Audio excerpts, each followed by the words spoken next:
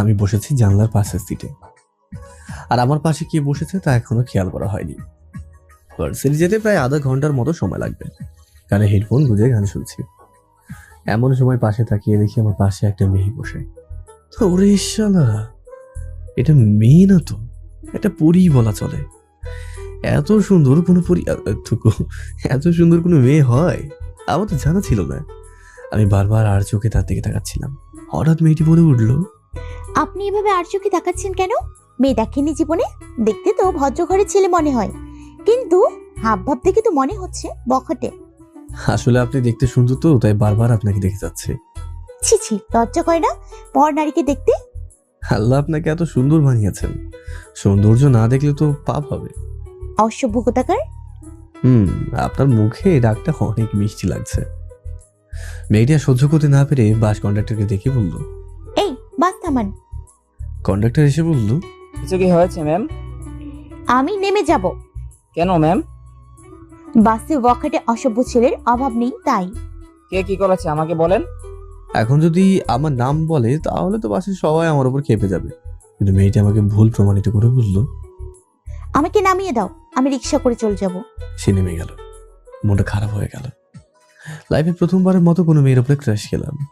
শুধু ক্রাশ না, হয়তো বা প্রেমেও পড়লাম। তাও তার নাম ঠিকানা জানা হলো না। হলোটা কি, ঝগড়া? না, আমাকে ওই মেয়েটার পরিচয় জানা লাগবেই। আমি কন্ডাক্টরকে দেখে বললাম, মামা, এখন যে মেয়েটি নেমেছে সে কি প্রতিদিনই বাসে যাতায়াত করে? জানি না ভাই, আজকেই প্রথম দেখলাম। ও যাক, আমি ভার্সিটি চলে আসলাম। আমি মেঘ, অনার্স লাস্ট ইয়ারের স্টুডেন্ট, মা বাবা দুই মাত্র সন্তান। আমার ছোট একটা বোন আছে যে আমার ভালোবাসার ভাগ্যানি। যাক, ভার্সিটিতে ঢুকতে যাবো তখনই কারোর সাথে ধাক্কা খেলাম। সামনে তাকিয়ে দেখি ক্রাশ। থুকু, বাসে সেই সুন্দরীটা আমাকে দেখে রেগে গিয়ে বলল, ছি ছি, লম্পট দেখেছি কিন্তু আপনার মতো না। আমাকে ফলো করতে করতে এখানেও চলে এসেছেন, অসভ্য কোথাকার। এই বলে সে হন হন করে হেঁটে চলে গেল। আমি ক্লাসরুমে চলে এলাম। বাথে শুধু মেয়েটির কথাই ঘুরপাক খাচ্ছে। যাক, ক্লাসে এসে পিছনের সিটে বন্ধু রফির সাথে বসে পড়লাম। আজকে নাকি নতুন স্যার নাকি ম্যাম আসবে, তাই ক্লাসের সবাই ওনাকে ওয়েলকাম জানানোর জন্য ক্লাসরুমটাকে সাজিয়েছে। এত আদিক খেতে কেন করে বুঝি না। স্যারই তো, এসে কি করবে? পড়িয়ে পড়িয়ে প্যারা দেবে, এই তো কাজ।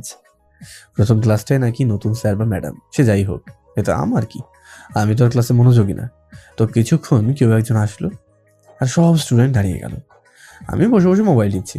প্রিন্সিপাল আমাকে দেখে বলল, এই বিয়াদব, স্যার আসছে দেখো না। Sorry sir. ওর সামনে তাকিয়ে দেখি আমার ক্রাশ প্রিন্সিপালের সাথে দাঁড়িয়ে রয়েছে। ওকে দেখেই তো আমার হার্টবিট বেড়ে গেল প্রচুর পরিমাণে। আমি হাঁ করে তাকিয়ে আছি। দেখে রাফি বলল, কি রে, কি দেখি সাগরে? মামা, এই মেয়েটাই তো আমার ক্রাশ। কি অবশেষে যে একটা ক্রাশ খেলি, তাও আবার ম্যাডামের উপর? আল্লাহ, তুমি আমারে উঠায় লাও। আরে চুপ কর, আগে ম্যাডাম থুকু ক্রাশের কথা শুনি। তো নতুন ম্যাম মানে ক্রাশ নিজের পরিচয় দিচ্ছে। হে স্টুডেন্ট, আমি মায়া, তোমাদের নতুন ম্যাম। আমি সদ্য পাশ করে বেরিয়েছি, ঢাবি থেকে গ্রাজুয়েশন কমপ্লিট করেছি। ক্রাশের নামটা কিন্তু সেই মায়া। মনটাই যেন মায়াময় হয়ে যায়, আর গলার আওয়াজটা তো সেই রকম মিষ্টি। আমি ম্যামের দিকে হাঁ করে তাকিয়ে আছি। ম্যাম এটা দেখতে পেয়ে আমাকে বললো, আই ছেলে, এদিকে আসো। ওনাকে ডাকতে দেখে আমি ভয়ে চুপসে গেলাম। আমি কাঁপতে কাঁপতে তার কাছে গেলাম। আমাকে দেখে বললো, কি হয়েছে, এত ভয় পাচ্ছ কেন? না ম্যাম, এমনি। ম্যাম প্লিজ সকালের জন্য আমাকে ক্ষমা করে দেবেন। দিব দিব, দাঁড়াও এখানে। ম্যাম আবারও বলতে লাগলো, সো স্টুডেন্ট, আমরা আজকে কোনো ক্লাস করব না, আজকে পরিচিত হব, তবে নর্মালি একটা গেমসের মাধ্যমে। সবাই খুশিতে বলতে লাগলো, ওকে ম্যাম। তো গেমসটা হচ্ছে সবাই নিজেদের পরিচয়টা একটা পেজে লিখবে। আমাকে দেখে বললো, আই ছেলে, নাম কি? আমি বললাম মেঘ। মেঘ সবার থেকে কাগজটা নিয়ে আসবে, তবে কেউ সহজেই কাগজটা দেবে না। কাগজের বদলে যে কাগজ নিতে যাবে তাকে একটা করে থাপ্পড় খেতে হবে। হ্যাঁ, তোমরা চাইলে কাগজ ছাড়াও থাপ্পড় দিয়ে দিতে পারো, এটা তোমাদের উপর নির্ভরশীল। তো সবাই লিখতে শুরু করো, কাগজ নিয়ে নেবে মেঘ। আমি ম্যামের দিকে তাকালাম। ম্যামের ঠোঁটে হাসি দেখতে পেলাম। তাহলে কি ম্যাম এসব ইচ্ছে করেই করেছে? আমি রাগ করে বললাম, এত স্টুডেন্ট থাকতে আমি কেন কাগজ উঠাবো? সবাই আমার দিকে তাকিয়ে বলল, তোমাকে গেমের জন্য বেস্ট মনে হলো। কি বলে সবাই? আমি বুঝতে পারলাম আজকে আমার গালের 12টা বাজবে। সবাইরে জ্বালানোর প্রতিশোধ আজ নেবে। সবার লেখা শেষ। ম্যাম বলল, যাও এবার খাতা নিয়ে আসো। আমি প্রথমে গেলাম রাফির কাছে। সে আমাকে জোরে থাপ্পড় মেরে কাগজটা দিল। এভাবে সবাই থাপ্পড় মেরেই কাগজ দিল। এত জোরে বললাম ট্রিট দেবো, এই দেবো, সেই দেবো, কিন্তু না, সবাই থাপ্পড়ের বদলেই দেবে বললো। শালা এক একটার আমি দেখে নেবো গা। যাক, কাগজগুলো তুলে ম্যামকে জমা দিতে গেলাম। ম্যাম কাগজ জমা নেওয়ার সময় হেসে হেসে বললো, কেমন লাগলো মেঘ সাহেব? আর কোনোদিন বাস্তিক মেয়ের সাথে খারাপ ব্যবহার করলে এর চেয়েও খারাপ ব্যবস্থা করব। আমি রাগে গজগজ করতে করতে নিজের সিটে আসলাম। এসে রাফিকেই দিলাম কয়েকটা লাগি। মায়ের খেয়ে সে বলল, দোস্ত মারিস কেন? তোর কাছ থেকে থাপ্পড় খাবো এটা আশা করিনি বেটা। শালা অনেকদিন তোকে মায় না, তাই হাত পরিষ্কার করে নিলাম। তাহলে আসতে মারতে পারতি। আমি ওই শাকচুনি ম্যামকে দেখে নেবো। ক্রাশ হয়ে যেত, কি হয়েছে? ওরা আমি বোঝাবো সে যতই টেবিল হোক না কেন, আমিও ফাজিলদের সর্দার, আমিও দেখে নেবো। পরের দিন বাসে করে আসছিলাম। প্রায় 2টা স্টেশনে বেরিয়ে আসলাম। পাশে আমার বান্ধবী নীলা বসে আছে, কিন্তু ম্যাডাম এখনো বাসে উঠলো না। আচ্ছা, ম্যাডাম কি প্রতিদিন একই সময় আসবে? পরের স্টেশনে বাস থামলো না তো, এবারও তো বাসে ওঠেনি। মনে হয় ম্যাডামের বাড়ি এখানে না। বাস ছাড়তে শুরু করলো। এমন সময় কন্ট্রাক্টর বাস আবারও থামালো। একটা মেয়ে উঠলো বাসে, কলা পাতা রঙের শাড়ি পরা। আমি হা করে তাকিয়ে আছি। আরে এটা তো মায়া ম্যাডাম, মানে ওই ডেভিলটা। ওরে কিভাবে শিক্ষা দেবো? ওরে দেখলে তো মনটা ছটফট করে ওঠে। যাক, মায়া উঠে আমাকে সিটে বসে দেখে একটু রাগি লোকে তাকালো। তারপর আমার সামনের একটা সিটে বসে গেল। সারা রাস্তায় আমি তার কথাই ভাবছিলাম। বাস থেকে নেমে ক্লাসরুমে চলে আসলাম। সোজা ক্লাসে এসে হারামি বন্ধুগুলোর সাথে আড্ডা মেতে উঠলাম। তবে মাথায় একটা চিন্তাই, ক্লাসের সবাইকে থাপ্পড় মারার শাস্তি ভোগ করতে হবে। আমি আর রাফি রুমে বসে আছি। রাফিকে কাল রাতে একটা ইঁদুর আনতে বলেছিলাম সাথে করে, হারামিটা নিয়ে এসেছে। প্রথম ক্লাসটাই হচ্ছে মায়া ম্যাডাম, আর শালার প্রতিশোধ তাইলে একসাথেই নিয়ে নিতে পারবো। মায়া ম্যাডাম ক্লাস শুরু করেছেন। বারবার আগে লোক নিয়ে আমার দিকে তাকাচ্ছেন তিনি, কিন্তু আমি তো এখনো কিছুই করিনি। তবে হ্যাঁ, এখন করব। আমি রাফিকে ইশারা দিয়ে 2টা ইঁদুর ছেড়ে দিতে বললাম। যেই ভাবা সেই কাজ, চোরের সাথে বাটপারি করা। এবার বুঝবে মজা। প্রথম ইঁদুরটা দেখে ক্লাসের 6 প্যাক বয়রা কি, সেই ইঁদুরটাকে দেখেই ভয়ে চিৎকার দেয়। তারপর বাকি ছেলেমেয়েরাও ভয় পেয়ে চিৎকার দেয়। ইঁদুরটা এদিক ওদিক হাঁটাহাঁটি করছে। আস্তে আস্তে মায়া ম্যাডামের কাছে গেল। মনে করেছিলাম মায়া ম্যাডাম ভয় পাবে, কিন্তু আমাকে ভুল প্রমাণিত করে দ্বিতীয়বারের মতো অবাক করে দিয়ে ম্যাডাম ইঁদুরটাকে বাইরে বের করে দিয়ে বলল, এত বড় ছেলে মেয়ে হয়ে ইঁদুরকে ভয় পাও? লজ্জা করা উচিত তোমাদের। বাই দ্য ওয়ে, ইঁদুরটা এখানে এলো কি করে? রাকিব দাঁড়িয়ে বলল, ম্যাম এটা এই ফাজিল মেয়ে মেঘ এনেছে।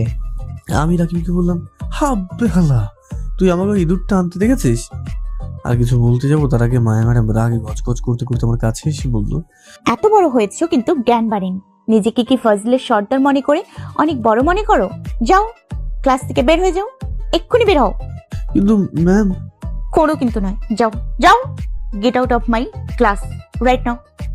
আমি বেরিয়ে আসলাম।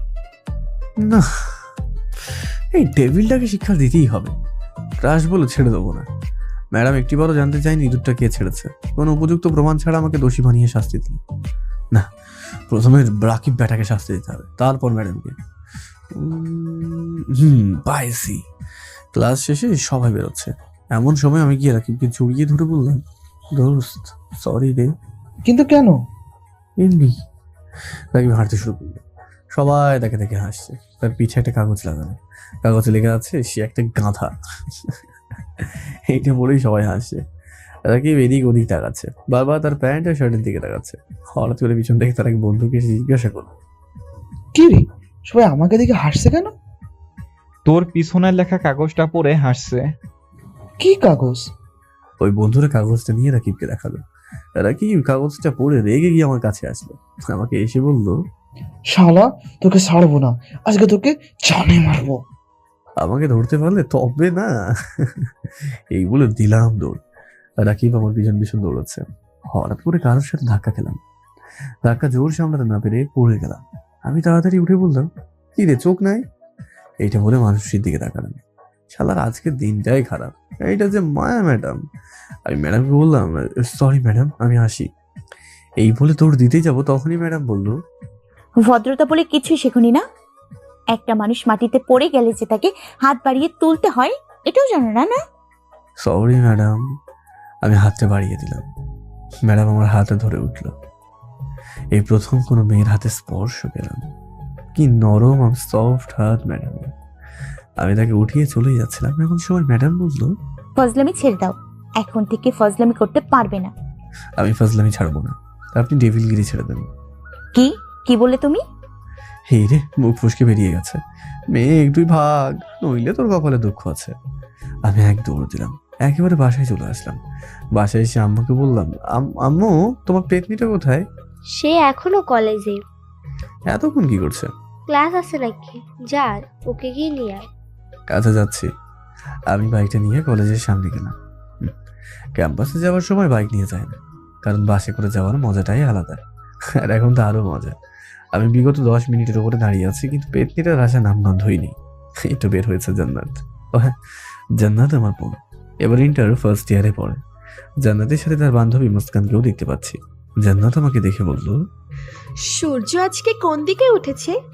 মহারাজ কি মনে করে আমাকে নিতে এসেছে? তোর মতো পেতনিকে কে নিতে আসবে? মা বলেছে তাই এসেছি। কি? আমি পেতনি? কুত্তা! আজকে তোকে যদি আপুর হাতে মার না খাওয়াই তাহলে আমার নামও জান্নাত না। পাশ থেকে মুস্কান হেসে বলল, আরে রাস্তায় এসব কি করছিস তোরা? এ, তোর বান্ধবীকে পেতনি বলছি আর তুই হাসছিস? আরে চল এবার। জান্নাত আমার বাইকে উঠে বসলো। আমি গাড়িটা স্টার্ট দিচ্ছিলাম, তখনই জান্নাত বলল, ভাইয়া, মুস্কানকে একটু নামিয়ে দিবি? ওর বাসা কাছেই। আমি কিছু বললাম না।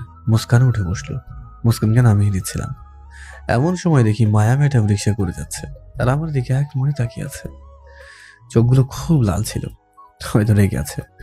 রিক্সা থেকে যতক্ষণ দেখা যায় আমাকে দেখছে। আমি মুস্কানকে নামিয়ে দিলাম। মুস্কান বলল, হেই জান্নাত, তোর ভাইয়াকে নিয়ে আমাদের বাসায় চল না, আজ না, অন্য একদিন আসবো। প্লিজ। সরি, আজকে না। আচ্ছা, আল্লাহ হাফিজ, কালকে কলেজে দেখা হবে। আমি গাড়িটা স্টার্ট দিচ্ছি। এমন সময় গাড়ির কাঁচে দেখি মুস্কান আমাকে দেখে মুচকি হাসছে। আমি হাসার কারণটা বুঝলাম না। জান্নাতকে নিয়ে গাড়ি চালাচ্ছিলাম। এমন সময় জান্নাতকে বললাম, আচ্ছা তোর বান্ধবী আমাকে দেখে মুচকি হাসলো কেন? ও মা, একটা মেয়ে কখন মুচকি মুচকি হাসে জানোস না? না। প্রেমে পড়লে। তোর বান্ধবী কার প্রেমে পড়েছে? তোর। আমি গাড়িটা জোরে ব্রেক করলাম। বোন বলল, এভাবে গাড়ি থামালি কেন? কি বললি তুই? হ্যাঁ, মুস্কান তোকে ভালোবাসে, আর মুস্কানকেও আমার ভাবি হিসেবে অনেক ভালো লাগে। বিয়ে করে নে ওকে। ছি, তোর বান্ধবী মানে আমারও বোন। থাক, জ্ঞান দিতে হবে না, চল এবার। আমি গাড়িটা স্টার্ট দিলাম। জান্নাত আবারও বলল, ভাইয়া, মুস্কান কিন্তু অনেক ভালো মেয়ে, তো অনেক সুন্দর, তো অনেক রূপবতী, গুণবতী। আচ্ছা এসব আমাকে বলছিস কেন? ওর সাথে প্রেম করার জন্য। থামবে এবার নাকি থাপ্পড় খাবি? প্রেম কর ওর সাথে, বিয়ে আমি দিব। জান্নাত বেশি বাড়াবাড়ি হয়ে যাচ্ছে। আমি কিন্তু আমি কি? কিছু না। আচ্ছা। জান্নাতকে বাসে পৌঁছে দিয়ে আমি ক্লাসরুমে চলে এলাম। হঠাৎ করে একটা অচেনা নাম্বার থেকে কল আসলো। প্রথমে রিসিভ করলাম না, অচেনা নাম্বার বলে। পরপর আরও কয়েকবার কল দিল। বিরক্ত হয়ে ফোনটা ধরে বললাম, হ্যাঁ কি সমস্যা কি? হ্যাঁ বারবার কল দিচ্ছেন কেন? ওপাশ থেকে মেয়েরি কণ্ঠে বলে উঠলো, কুত্তা, তোর সাহস তো কম না? গাড়িতে মেয়ে নিয়ে ঘোরাঘুরি করছিস? এইবার বিরক্তিবোধটা আরও বেড়ে গেল। আমি মেয়েটিকে বললাম, আপনি কেডা? আর আমি মেয়ে নিয়ে ঘুরবো কি ঘুরবো না এটা আমার বিষয়। ওই কুত্তা, তোর হাত পা ভেঙে আমি পঙ্গু বানিয়ে দিব। লুচ্চামি করা বন্ধ কর। আপনি কে? শালা, আমি তোর হবু বউ। আপনি আপনার কিন্তু লিমিটটা ক্রস করছেন এবার। চুপ কর কুত্তা, লিমিট কিন্তু তুই ক্রস করছিস। আজকের পর যদি আর কোনো দিন কোনো মেয়েকে তোর বাইকের পেছনে বসা দেখি তাহলে তোর খবর আছে। আরে মনে হয় পাবনা থেকে ছাড়া পেয়েছেন, দেরি হচ্ছে না?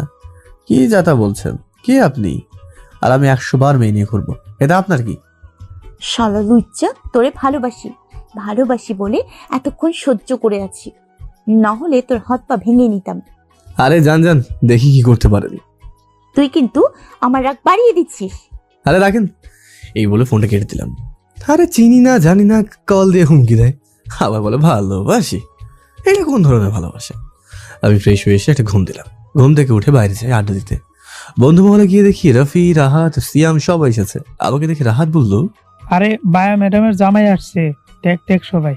পাশ থেকে সিয়াম বলল, শালা তো ম্যাডাম বিয়ে করবে, তাহলে আমার কি?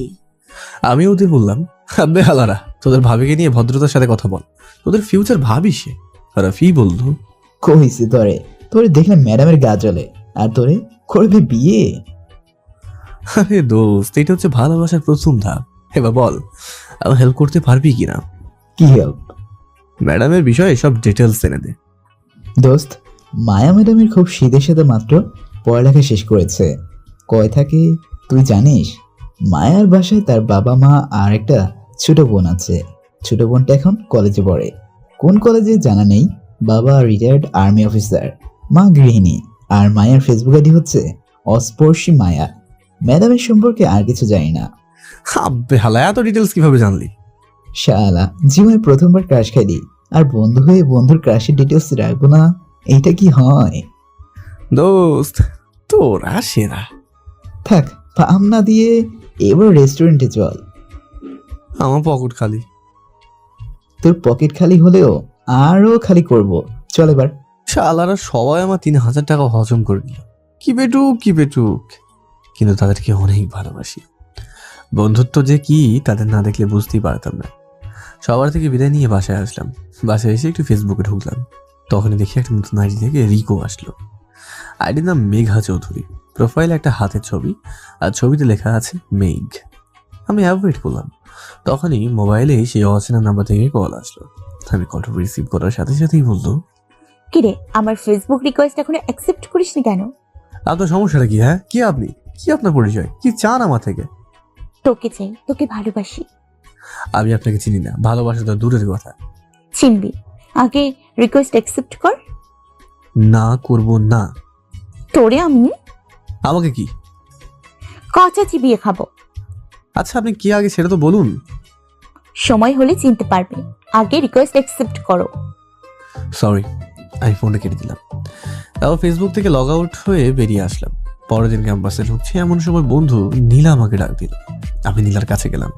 কি খবর দোস্ত? ভালো তোর? আমি ভালো নাই রে। কেন রে? আরে ওই মায়া ম্যাডামকে কিভাবে পটাবো সেটাই বুঝতে পারছি না। হারামি, ম্যাডামের সাথে প্রেম করবি? প্রেম করার মানুষের কি অভাব হয়েছে? অভাব হয়নি, কিন্তু মায়ার অভাব হয়েছে। সত্যি, মায়ায় আমি হারাতে চাই। নীলার কিচ্ছু বলো না, ওর মুখটা কালো হয়ে গেল। আমি নীলাকে বললাম, কি হয়েছে তোর রে? কিছু না। তাহলে ক্লাসে চল। আমি আর নীলা একসাথে ক্লাসে গেলাম। এই সেরেছে, ক্লাস শুরু হয়ে গেছে, 10 মিনিট হয়ে গেল। আমি এখনো বাইরে। আমি আর নীলা দরজার সামনে এসে দেখি মায়া ম্যাডাম ক্লাস নিচ্ছেন। কি যে সুন্দর লাগছে। সুন্দর করে হিজাব করে এসেছে, বোরখা পরা, কিন্তু মুখটা দেখা যাচ্ছে। তাই একটু রাগ হলো। এত পর্দা যখন করতে পেরেছে, তখন আরেকটু করে মুখটা ঢেকে আসলে কেমন হতো? আমি আর নীলা একসাথে বললাম, ম্যাম আসবো? ম্যাডাম আমার আর নীলার দিকে রাগি লোক নিয়ে তাকিয়ে বলতো, ইউনিভার্সিটি থেকেই প্রেম করতে আসো?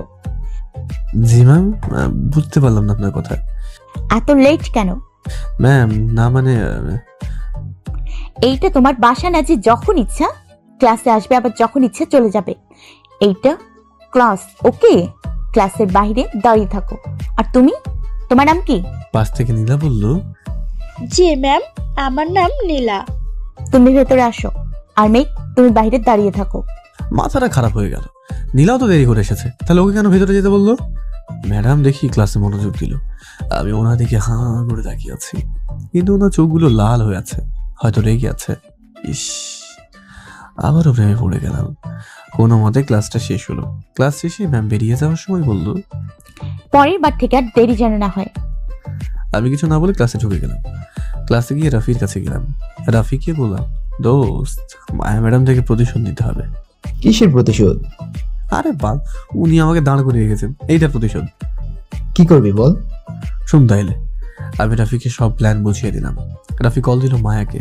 আমি কথা বলছি, কেমন আছো মায়া? জি ভালো, আপনাকে তো ঠিক চিনতে পারলাম না। আমি আপনার একজন প্রেমিক, বলতে পারেন প্রফেশনাল প্রেমিক। অসভ্যের মতো কথা বলছেন কেন? আর নিজের পরিচয় দেন, না হলে ফোন রাখছি। আচ্ছা, আজকে কলেজ ছুটির পর বাস স্টপে দাঁড়াবেন, আমি আসবো। হ্যালো হ্যালো, কে আপনি? আমি ফোনটা কেটে দিলাম। রাফিকে বললাম, দেখ আজকে ওকেও দাঁড় করিয়ে রাখবো। হুম। ক্লাস শেষে আমি বের হয়েছি, এমন সময় নীলা এসে বলল, মেঘ, হুম। কিছু কথা আছে। আরে পরে শুনবো, আগে মায়া ম্যাডামকে একটু শাস্তি দিই। চল রাফি, আসি রে দোস্ত। আমি চলে আসলাম। বাস স্ট্যান্ডে গিয়ে দেখি ম্যাডাম দাঁড়িয়ে আছে। আমি আর রাফি লুকিয়ে লুকিয়ে ম্যাডামকে কল দিলাম। কল ধরার সাথে সাথে ম্যাম বিরক্তি নিয়ে বলল, কোথায় আপনি? এই তো আসছি, 5 মিনিট অপেক্ষা করেন। 5 মিনিট বলে আমি ম্যামকে আধা ঘন্টা দাঁড় করিয়ে রাখলাম। ম্যামের মুখ রোদে পুরাই খারাপ হয়ে গেল। এবার ম্যামকে দাঁড়িয়ে রাখা ভালো হবে না। আমি আস্তে আস্তে করে ম্যামের পিছনে গিয়ে ম্যামকে বললাম, ম্যাম কার জন্য অপেক্ষা করছেন? এইটা তোমার না জানলেও চলবে। যার জন্য অপেক্ষা করছেন সে আসছে না। মানে? মানেটা খুব সহজ, আপনি আমাকে দাঁড় করিয়ে রাখছেন, আমি আপনাকে। তাহলে এসব তোমার প্ল্যান? তোমাকে আমি কিচ্ছু করতে পারবেন না, এই বলে দিলাম এক দৌড়। পিছন থেকে ম্যাম রাগে গজ গজ করতে করতে কিছু একটা বললো। আপনি যদি ডেভিল হন, আমিও ফাজল কিং। বাসায় আসলাম। বাসায় ঢুকে দেখি জান্নাত তার বান্ধবী মুস্কানকে নিয়ে আড্ডা দিচ্ছে। মুস্কান আমাকে দেখে একটু লজ্জা পেল। শালার কি ঢং! জান্নাত আমাকে দেখে বলল, ভাইয়া আয় আমাদের সাথে আড্ডা দি। তোদের সাথে আড্ডা দিতে যাবো কেন? হ্যাঁ, আরে আয়। আমি বসলাম। জান্নাত কথা বলেই যাচ্ছে। পাশ থেকে মুস্কান বলল, কেমন আছো মেঘ? জি ভালো। ওয়েট, কি বললো তুমি? কেমন আছেন জিজ্ঞেস করছি। না, তুমি আমার নাম ধরছো। আপনি ভুল শুনছেন। না, আমি ঠিকই শুনেছি। ভাইয়া তুই ভুল শুনেছিস, যা ফ্রেশ হয়ে আয়, আমি খেতে দিচ্ছি। আমি ফ্রেশ হতে আসলাম। মুস্কান মেয়েটাকে সুবিধার মনে হচ্ছে না। জান্নাতের সাথে কথা বলে ক্লিয়ার করতে হবে। আমি ফ্রেশ হয়ে ওয়াশরুম থেকে বের হয়ে দেখি মুস্কান আমার রুমে। ওকে দেখে ঘাবড়ে গেলাম। আমি ওকে জিজ্ঞাসা করলাম, কি চাই? কিছু না, একটু রুমটা দেখছিলাম। দরকার নেই, যাও নিচে যাও। মুস্কান চলে গেল। আমি নিচে গিয়ে খাবার খেয়ে রুমে এসে ঘুম দিলাম। ঘুম থেকে উঠে দেখি জান্নাত আমার পাশে বসে আছে। আমি ওকে দেখে বললাম, কি হয়েছে? মুস্কানের চিঠিটার জবাব কি? কোন চিঠি? ন্যাকামো করবি না। কোন চিঠির কথা বলছিস? আরে মুস্কান যেটা বালিশের নিচে রেখেছিল। আমি বালিশের নিচে হাত দিয়ে দেখি একটা কাগজটা খুললাম। কাগজে লেখা রয়েছে, প্রিয় মেঘ, প্রথম দেখায় তোমার প্রেমে পড়েছি, তোমাকে অনেক ভালোবাসি, প্লিজ আমার ভালোবাসাটা গ্রহণ করিও। চিঠিটা পড়েই মাথা খারাপ হয়ে গেল। জান্নাত জিজ্ঞাসা করলো, কি লেখা আছে ভাইয়া, আর তোর উত্তর কি? টাস করে থাপ্পড় মারলাম। তোকে মানা করেছিলাম তুই মেয়েটাকে প্রশ্রয় না দেওয়ার জন্য, কিন্তু তুই। আর আমি ওকে ভালোবাসি না, আমি অন্য কাউকে ভালোবাসি। জান্নাত কিছু না বলে চলে গেল। এই প্রথম আমি আমার বোনটাকে মারলাম। ওকে কোনোদিনও আঘাত দিইনি, কিন্তু আজকে আমি ওর গায়ে হাত তুললাম। ছি ছি ছি। আমি জান্নাতের রুমে গেলাম। সে লাইট অফ করে শুয়ে আছে। আমি শিওর সে কাঁদছে। আমি লাইটটা অন করে তার পাশে গিয়ে বসলাম আর বললাম, সরি রে বোন, আমি ভুলে থাপ্পড় মেরে ফেলেছি। সরি, মাফ করে দে আমাকে। কাঁদিস না বোন, প্লিজ। তোর কান্না যে আমি সহ্য করতে পারি না। জান্নাত কাঁদতে কাঁদতে বলল, আমি অনেক খারাপ, তাই না ভাইয়া? না বোন, সবার থেকে বেস্ট। সরি। না ভাইয়া, আই এম সরি, আমি একটু বেশি করে ফেলেছি। না রে বোন, কিন্তু আমি অন্য কাউকে ভালোবাসি যে। কে সে ভাইয়া? কালকে দেখাবো, যাবি আমার সঙ্গে? অবশ্যই যাব, ভাবিকে দেখা লাগবে। কান্না থামা এবার। আমাকে মারলি কেন? সরি রে, খুব লেগেছে তাই না? বল, কি করলে আমাকে মাফ করবি? আমার জন্য ফুচকা, আইসক্রিম আর চকলেট নিয়ে আয়, তারপর মাপ করব। আচ্ছা বেশ, আনছি। তুই আমার বেস্ট ভাইয়া। থাক পাম দেওয়া লাগবে না। আমি বোনের জন্য তার অর্ডার মতো সব নিয়ে আসলাম। সে খেয়েই চলেছে। বুঝি না মেয়েরা তো চকলেট আর ফুচকা পাগলি হয় কেন? উত্তর জানা থাকলে একটু আমাকে বলিয়েন প্লিজ। পরের দিন বোনকে নিয়ে বাসা থেকে বেরোচ্ছে। এমন সময় মোবাইল এসে অচেনা নাম্বার থেকে কল আসলো। আমি কলটা ধরলাম না, সাথে সাথে মেসেজ আসলো, কুত্তা কল ধর।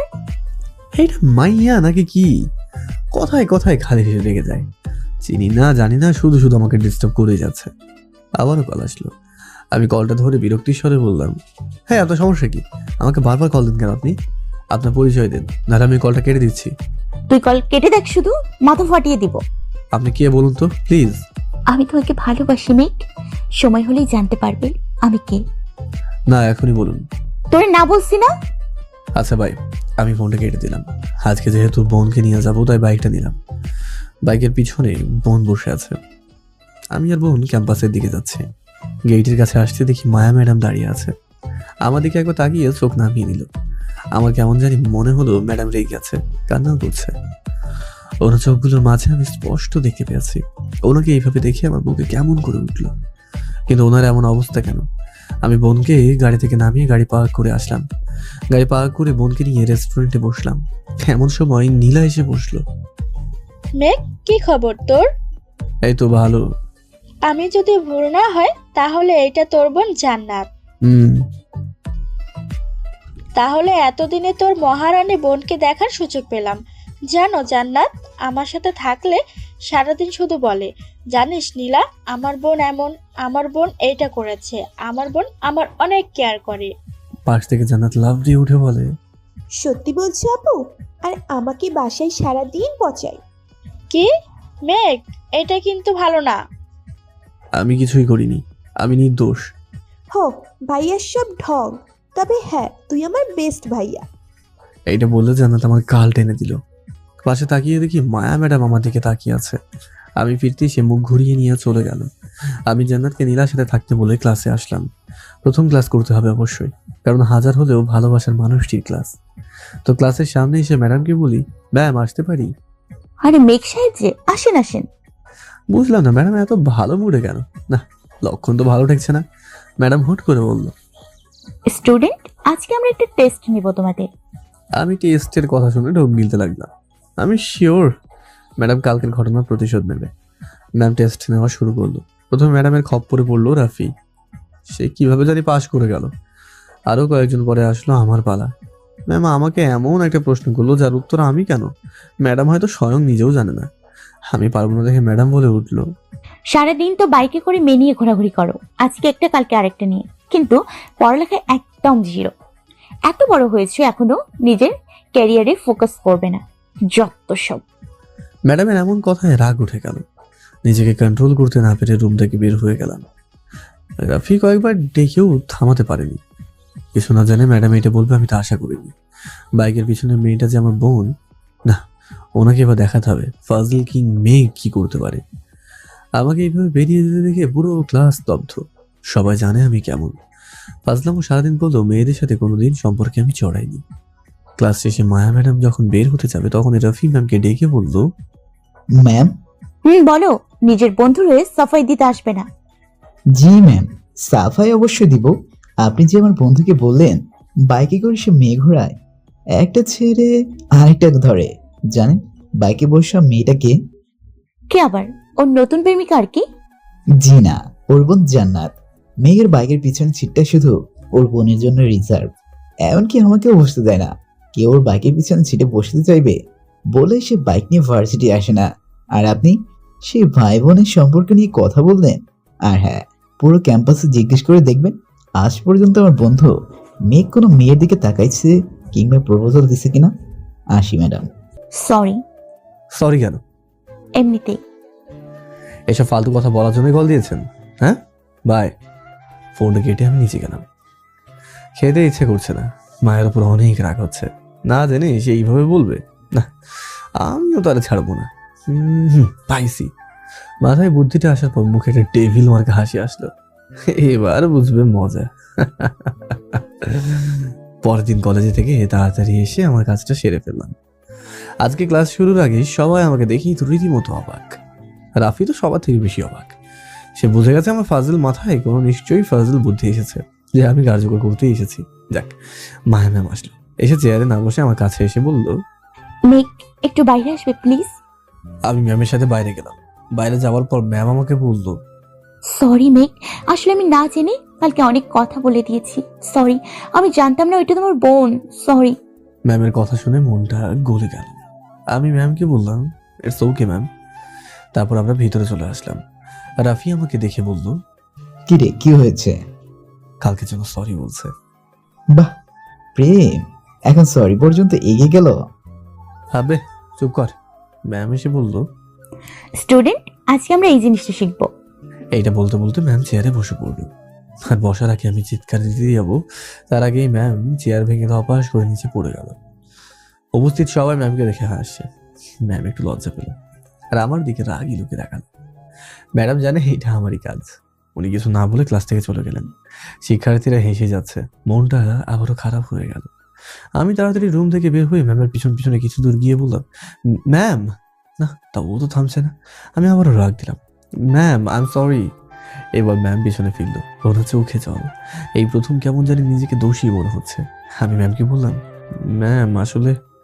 ম্যাম চলে গেল। আমি ক্যান্টিনে চলে আসলাম। কলেজ ছুটির পর ম্যামের জন্য দাঁড়িয়ে আছি। ওই তো মায়াকে দেখা যাচ্ছে, চোখগুলো ফোলা, হয়তো কান্না করেছে অনেকক্ষণ ধরে। আমি ম্যামের সামনে গিয়ে কিটক্যাটের বক্সটা এগিয়ে দিয়ে বললাম, সরি ম্যাম, আমি আসলে না জেনে। ম্যাম কিছু না বলে পাশ কেটে চলে গেল। তুমি বাসের জন্য অপেক্ষা করছে। আমি ওনার পাশে দাঁড়িয়ে ওনাকে বললাম, ম্যাম সরি না, প্লিজ মাফ করে দেন। এমন সময় ম্যাডাম যা করলো তা দেখে আমার তো জান যায় যায় অবস্থা। ম্যাডাম হাত থেকে কিটক্যাটের বক্সটা নিয়ে জোরে চিৎকার দিয়ে বলল, কেউ এই ছেলেটাকে ধরেন, ছেলেটা আমার চেন চুরি করেছে। কথাটা শুনে আমি তো থ বনে গেলাম।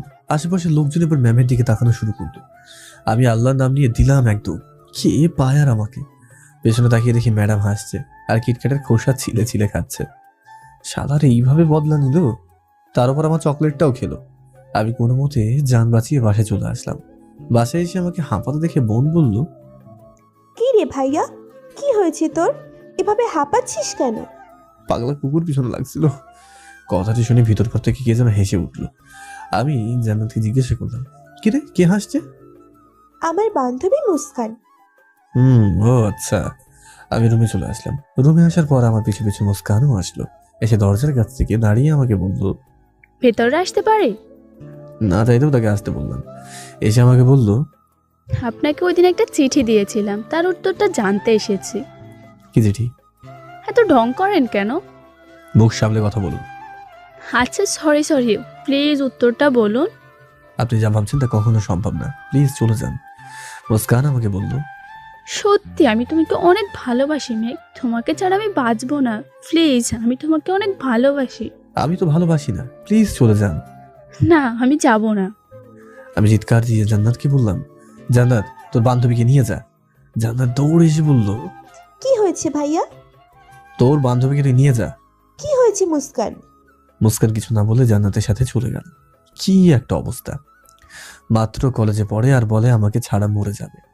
এইসব আবেগ কই যে রাখে। আমি ফ্রেশ হয়ে ফেসবুকে ঢুকলাম, ফেসবুকিং করছি।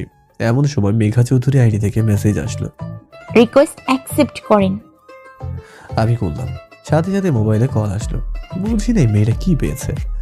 কল ধরে বিরক্তির স্বরে বললাম, কিছু হয়েছে কি? মেয়েটা কিছু না বলে হাসতে লাগলো।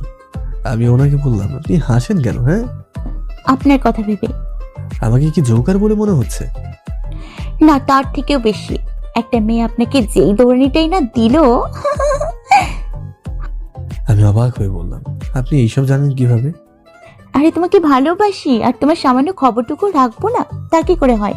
মাথায় ঢুকছে না এই মেয়েটার কাছে আমার এইসব খবর কিভাবে গেল। না, আমাকে সাবধান হতেই হবে। ফোনের অপর পাশ থেকে মেয়েটি বলল, চান্দু, তুমি যা ভাবছো তা কখনোই হবে না। ভাবছি মানে? আমি কি ভাবছি? যতই সাবধানে থাকো না কেন, তোমার খবর আমার কাছে থাকবেই। এই রে, এই মেয়েটা কিভাবে আমার কথা বুঝতে পারছে? না, এছাড়া বেশিক্ষণ কথা বললে পাগল হয়ে যাব। আমি আর কিছু না বলে ফোনটা কেটে দিলাম। ফোনটা কেটে ফেসবুকে ঢুকলাম, ক্রাশের আইডিতে অনেকক্ষণ ঘোরাঘুরি পর রিকোয়েস্ট পাঠাবো কি পাঠাবো না ভাবতে ভাবতে পাঠিয়ে দিলাম। ও মা, এ তো টুডু লাভ। সারা সাথে দেখি অ্যাকসেপ্ট করলো। আমি মেসেজ দিলাম, আসসালামু আলাইকুম। ওয়ালাইকুম আসসালাম। আপনি কে? কেন আমাকে চেনেন না? না তো। হাই, এত দৌড়ানোর পরও বলেন চেনেন না? আচ্ছা আচ্ছা, মেঘ তুমি? হ্যাঁ বলো। আরে শালা, এইটা তো দেখি আমার না চেনার ভাব করছে। এত দৌড়ানোর পরও আমাকে নাকি চেনে না, এ তো টুরু অ্যাভয়েড। আমি বললাম, জি ম্যাম, কেমন আছেন? এই তো অনেক ভালো আছি। ওই দেবে, কেমন লাগলো এক্সারসাইজ করে? আমার দৌড়ও খাওয়ালেন, সাথে আমার চকলেটও খেলেন। ও হ্যাঁ, চকলেটের জন্য ধন্যবাদ। Sorry ma'am. সরি কেন? সকালের বিষয়টার জন্য। আরে সরি বলার প্রয়োজন নেই। আর তুমি যদি ফাজিল হও তাহলে আমি ডেভিল কুইন। আচ্ছা, আমিও দেখবো আপনি কতটুকু ডেভিল। আর লেখাপড়ায় একটু মন দাও। মন তো দিয়েই দিলাম। কোথায়? পড়ালেখায়। ভালো। আচ্ছা বাই, পরে কথা হবে। ম্যাম অফলাইন চলে গেল, আমি অফলাইন চলে গেলাম। নিজের ডায়েরিটা নিয়ে প্রতিদিনের মতো লেখা শুরু করে দিলাম। ডায়েরি লেখাটা শেষ করে ডিনার করে ছাদে চলে এলাম। আকাশে খুব শুধু তারার মেলা, হালকা বাতাস বইছে। কেন জানি মায়ের কথা ভাবতে খুব ইচ্ছে হচ্ছে। ভাববো কি তাকে নিয়ে কিছুক্ষণ? ভাবার কি দরকার, সে তো আমার ভাবনা, আমার কল্পনা সবটা জুড়েই বসে রয়েছে। তারা দেখায় ব্যস্ত হয়ে গেলাম। ফোনটা বেজে উঠলো। স্ক্রিনে তাকিয়ে দেখি অচেনা মেয়েটি। ফোনটা ধরে বললাম, জি বলুন। ওই সময় ফোনটা কেটে দিলেন কেন? এমনিতেই। আচ্ছা, আপনি এমন কেন? কেমন? জানেন আকাশে কিন্তু খুব সুন্দর করে তারা খেলা করছে। আপনার কি ইচ্ছে হয় তারা দেখার? না। কেন? খোলা আকাশ আমার ভালো লাগে না। তাই তো ছাদে বসে আকাশ পানে তাকিয়ে আছেন। বুঝলাম না। ছাদে বসে বসে কি করেন তাহলে? কই, আমি তো নিজের রুমে। আপনাকে স্পষ্ট দেখা যাচ্ছে। আপনাকে বলেছিলাম আপনার প্রতিটা মুহূর্তের খবর আমি রাখি। বাই দ্য ওয়ে, আজকের পর আর ওই মেয়েটা আপনাকে ডিস্টার্ব করবে না। কোন মেয়েটা? ওই যে মুস্কান মেয়েটি। মানে? ও মা, আপনাকে না প্রপোজ করেছে সে। আপনি জানেন কিভাবে? সত্যি করে বলুন তো কে আপনি? আপনাকে ভালোবাসি। আপনাকে চিনি না, জানি না, ভালোবাসার কথা আসলো কোথা থেকে? আমাকে চিনতে হবে না, শুধু ভালোবাসলেই হবে। সরি, রাখি, আল্লাহ হাফেজ।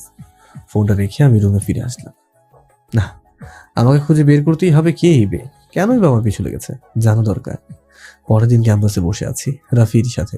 রাফিকে বললাম, রোজ একটা মেয়ে কল দিয়ে বলে ভালোবাসি। কি বলিস শালা, তোর তো কপাল খুলে গেছে। আরে পুরো কথাটা তো শুনবি আগে। বল। মেয়েটা আমার উপর নজর রাখছে। আমার মনে হয় মেয়েটি আমার পরিচিত কেউ। তুই একটা কাজ কর। কি? মেয়েটাকে খুঁজে বের কর, এই নে নাম্বার। ওকে মামা, আমি দেখি।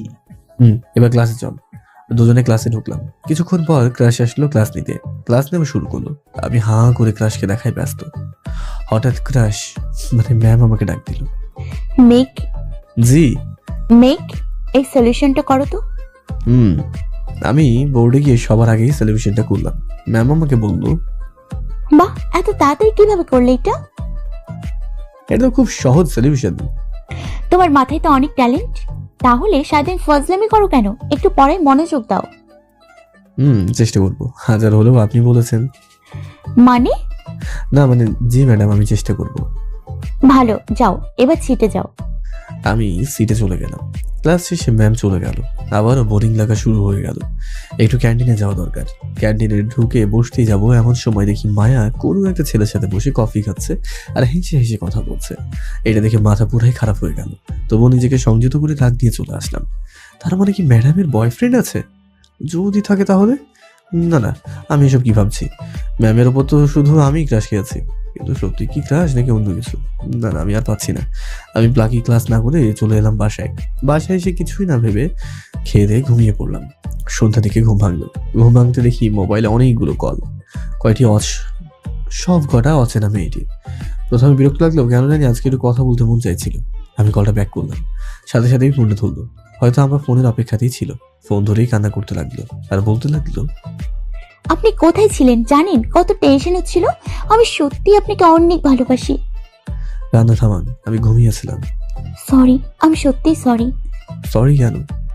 এমনিতেই আপনি আমাকে কষ্ট দিতে ভালোবাসেন, তাই না? আমি আপনাকে কষ্ট দিতে যাব কেন? আপনাকে তো আমি চিনি না। কেন? আমাকে না দেখলে কি ভালোবাসা যায় না? না। এটা কোথায় আছে যে না দেখলে ভালোবাসা যায় না? আছে। কোথায়? যেখানে থাকুক না কেন, আগে আপনি আপনার পরিচয় দিন প্লিজ। বললাম তো, আমার নাম মেঘা। সেটা আমিও জানি, এর পরেরটুকু বলেন। এরপর আর কিছু বলতে পারবো না। কেন? এমনিতেই। আচ্ছা, পরে কথা বলবো তাহলে, রাখি। আমি ফোনটা কেটে দিলাম। মেঘা আবার কল করতে লাগলো। আমার মনটা ভালো নেই, কিন্তু কেন? সকালের বিষয়টার পর কেন আমার এমন হচ্ছে? আমি তো শুধু ক্রাশই খেয়েছি। তাহলে আচ্ছা, ম্যামের সাথে যে ছেলেটি ছিল সেটা কি তার বিএফ নাকি? ভালো লাগছে না। বাইরে গেলাম ঘুরতে। কিছুক্ষণ একা একা ঘোরাঘুরি করে বাসায় চলে আসলাম। বাসায় এসে দেখি আব্বু বসে আছে। আমাকে দেখে বলতো, কিরে মেঘ, কোথায় ছিলি?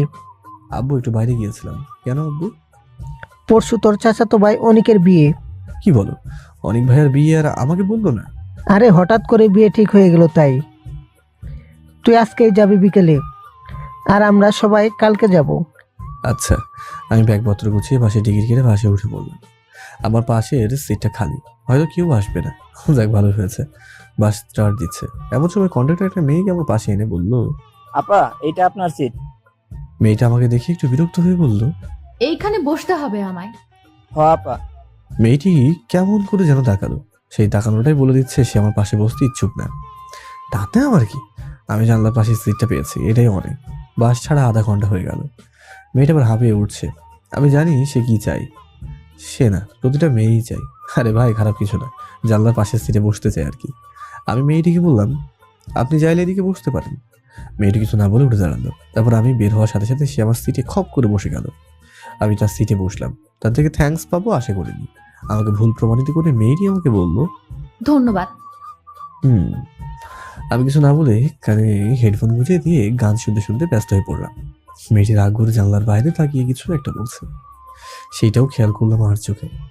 আমি মায়ার ভাবনায় মগ্ন, কিন্তু যখনই সকালের বিষয়টার কথা মনে পড়ে তখনই মনটাই খারাপ হয়ে যায়। ঘড়িতে তাকিয়ে দেখি বিকাল 5টা বাজে, আরও 1 ঘন্টা মতো লাগবে। আমি মোবাইলটা হাতে নিয়ে ফেসবুকিং করছিলাম। মেয়েটি আমাকে বলল, আচ্ছা, আপনার নাম কি? জি, আমাকে বলছেন? ও মা, আপনি ছাড়া এখানে কেউ আছে নাকি? জি, বলেন কি হবে? আপনি তো দেখি আরেক অদ্ভুত মানুষ। কেন? আপনাকে প্রশ্ন করি একটা, উত্তর দেন আরেকটা। জি, আমি মেঘ। এবার আমারটা জিজ্ঞেস করবেন না? জি, বলুন। কি বলতাম, জিজ্ঞেস না করলে বলবো কিভাবে? জি, আপনার নাম কি? আমার নাম ইরা। আপনার পাশে একটা সুন্দরী মেয়ে বসে আছে, আর আপনার কথা বলতে ইন্টারেস্ট হচ্ছে না? সুন্দরী? আই, আপনি হাসছেন কেন? এই যে সুন্দরী বললেন তাই। কেন, আমি সুন্দর না? অবশ্যই না। মেয়েটির আগে অন্যদিকে মুখ ঘুরিয়ে দিল। আমি বললাম, সরি। আপনি হাসেন কেন? না মানে আমার একটা অ্যাবিলিটি আছে। অ্যাবিলিটি হচ্ছে যে কারোর সাথে মিথ্যার আগের অভিনয়টা খুব ভালো পারি। তার মানে? না না, আপনি আমার মতো ফাজিল টাইপস, তবে আমার থেকে কম না, আমি বেশি। আচ্ছা আচ্ছা, বেশ বেশি। তো কোথায় যাবেন? চাচাতো ভাইয়ের বিয়েতে। আপনি? আমিও আমার কাজিনের বিয়েতে যাচ্ছি। তো কোথায় যাবেন? জামালপুর। আমিও তো সেখানে যাব। তো কোন ক্লাসে পড়েন? আমি অনার্স লাস্ট ইয়ার। আপনি? আমি নিউ ফার্স্ট ইয়ারে ভর্তি হয়েছি। কোন ভার্সিটি? ডাবি। আমিও তো সেখানে। দেখেন, একই জায়গায় পড়ি কিন্তু কোনোদিন কেউ কাউকে দেখিনি। প্রকৃতি আমাদের দেখা হওয়াটাই পূর্ব নির্ধারিত করে রেখেছে, তাই। দেখতে দেখতে আমরা গন্তব্যে পৌঁছে গেলাম। বাস থেকে নেমে মেহেদি বলল, তাহলে ক্যাম্পাসে দেখা হবে। জি। কেন? আপনি বাকিদের থেকে আলাদা। আপনার জায়গায় অন্য কেউ হলে নাম্বার খুঁজতো। জি, নাম্বার খোঁজা আমার স্বভাব না। জানি। কিভাবে? মানুষকে দেখেই বোঝা যায়। হয়তোবা। আসছি আজকে। আমি বিদায় নিয়ে রিক্সায় উঠলাম। চাচার বাসায় গেটের সামনে এসে ভাড়া মেটাচ্ছি, তখনই দেখি মেয়েটা রিক্সা থেকে নেমে আমাকে দেখে বলল, আপনাকে দেখে তো সত্যিই বোঝা কঠিন। নাম্বার না নিয়ে আমার পিছু পিছু চলে আসলেন। এই যে মিস, মাইন্ড ইউর ল্যাঙ্গুয়েজ। আপনাকে ফলো করতে যাবো কোন দুঃখে? এইটা আমার চাচার বাড়ি, আর আমার চাচা তো ভাইয়ের বিয়েতে এসেছি। ওয়েট, আপনার চাচার বাসা মানে? অনেক ভাই আপনার? ও আমার চাচা তো ভাই। অনেক ভাই আমার ফুফাতো ভাই। আমাদের ঝগড়া করতে দেখে চাচি বাইরে এসে আমাদের দুজনকে দেখে বলল, কি রে মেঘ, কি হয়েছে? আরে ইরা, তুই কবে এলি যে? এই মাত্র এলাম ফুপু। আয় ভিতরে আয়। মেঘ আয় বাবা। আমি আর ইরা ভিতরে গেলাম। ভিতরে গিয়ে ইরা বলল, সরি। থাক, সমস্যা নেই, একটু মিস্টেক হতেই পারে, ইটস ওকে। ধন্যবাদ। আমরা নিজ নিজ রুমে চলে গেলাম। ফ্রেশ হয়ে এসে খাবার টেবিলে বসে চাচিকে বললাম, চাচি খুব ক্ষুধা লেগেছে, খেতে দাও। এমন সময় ইরাও এসে চেয়ার বসতে বসতে বলল, ফুফু খেতে দাও।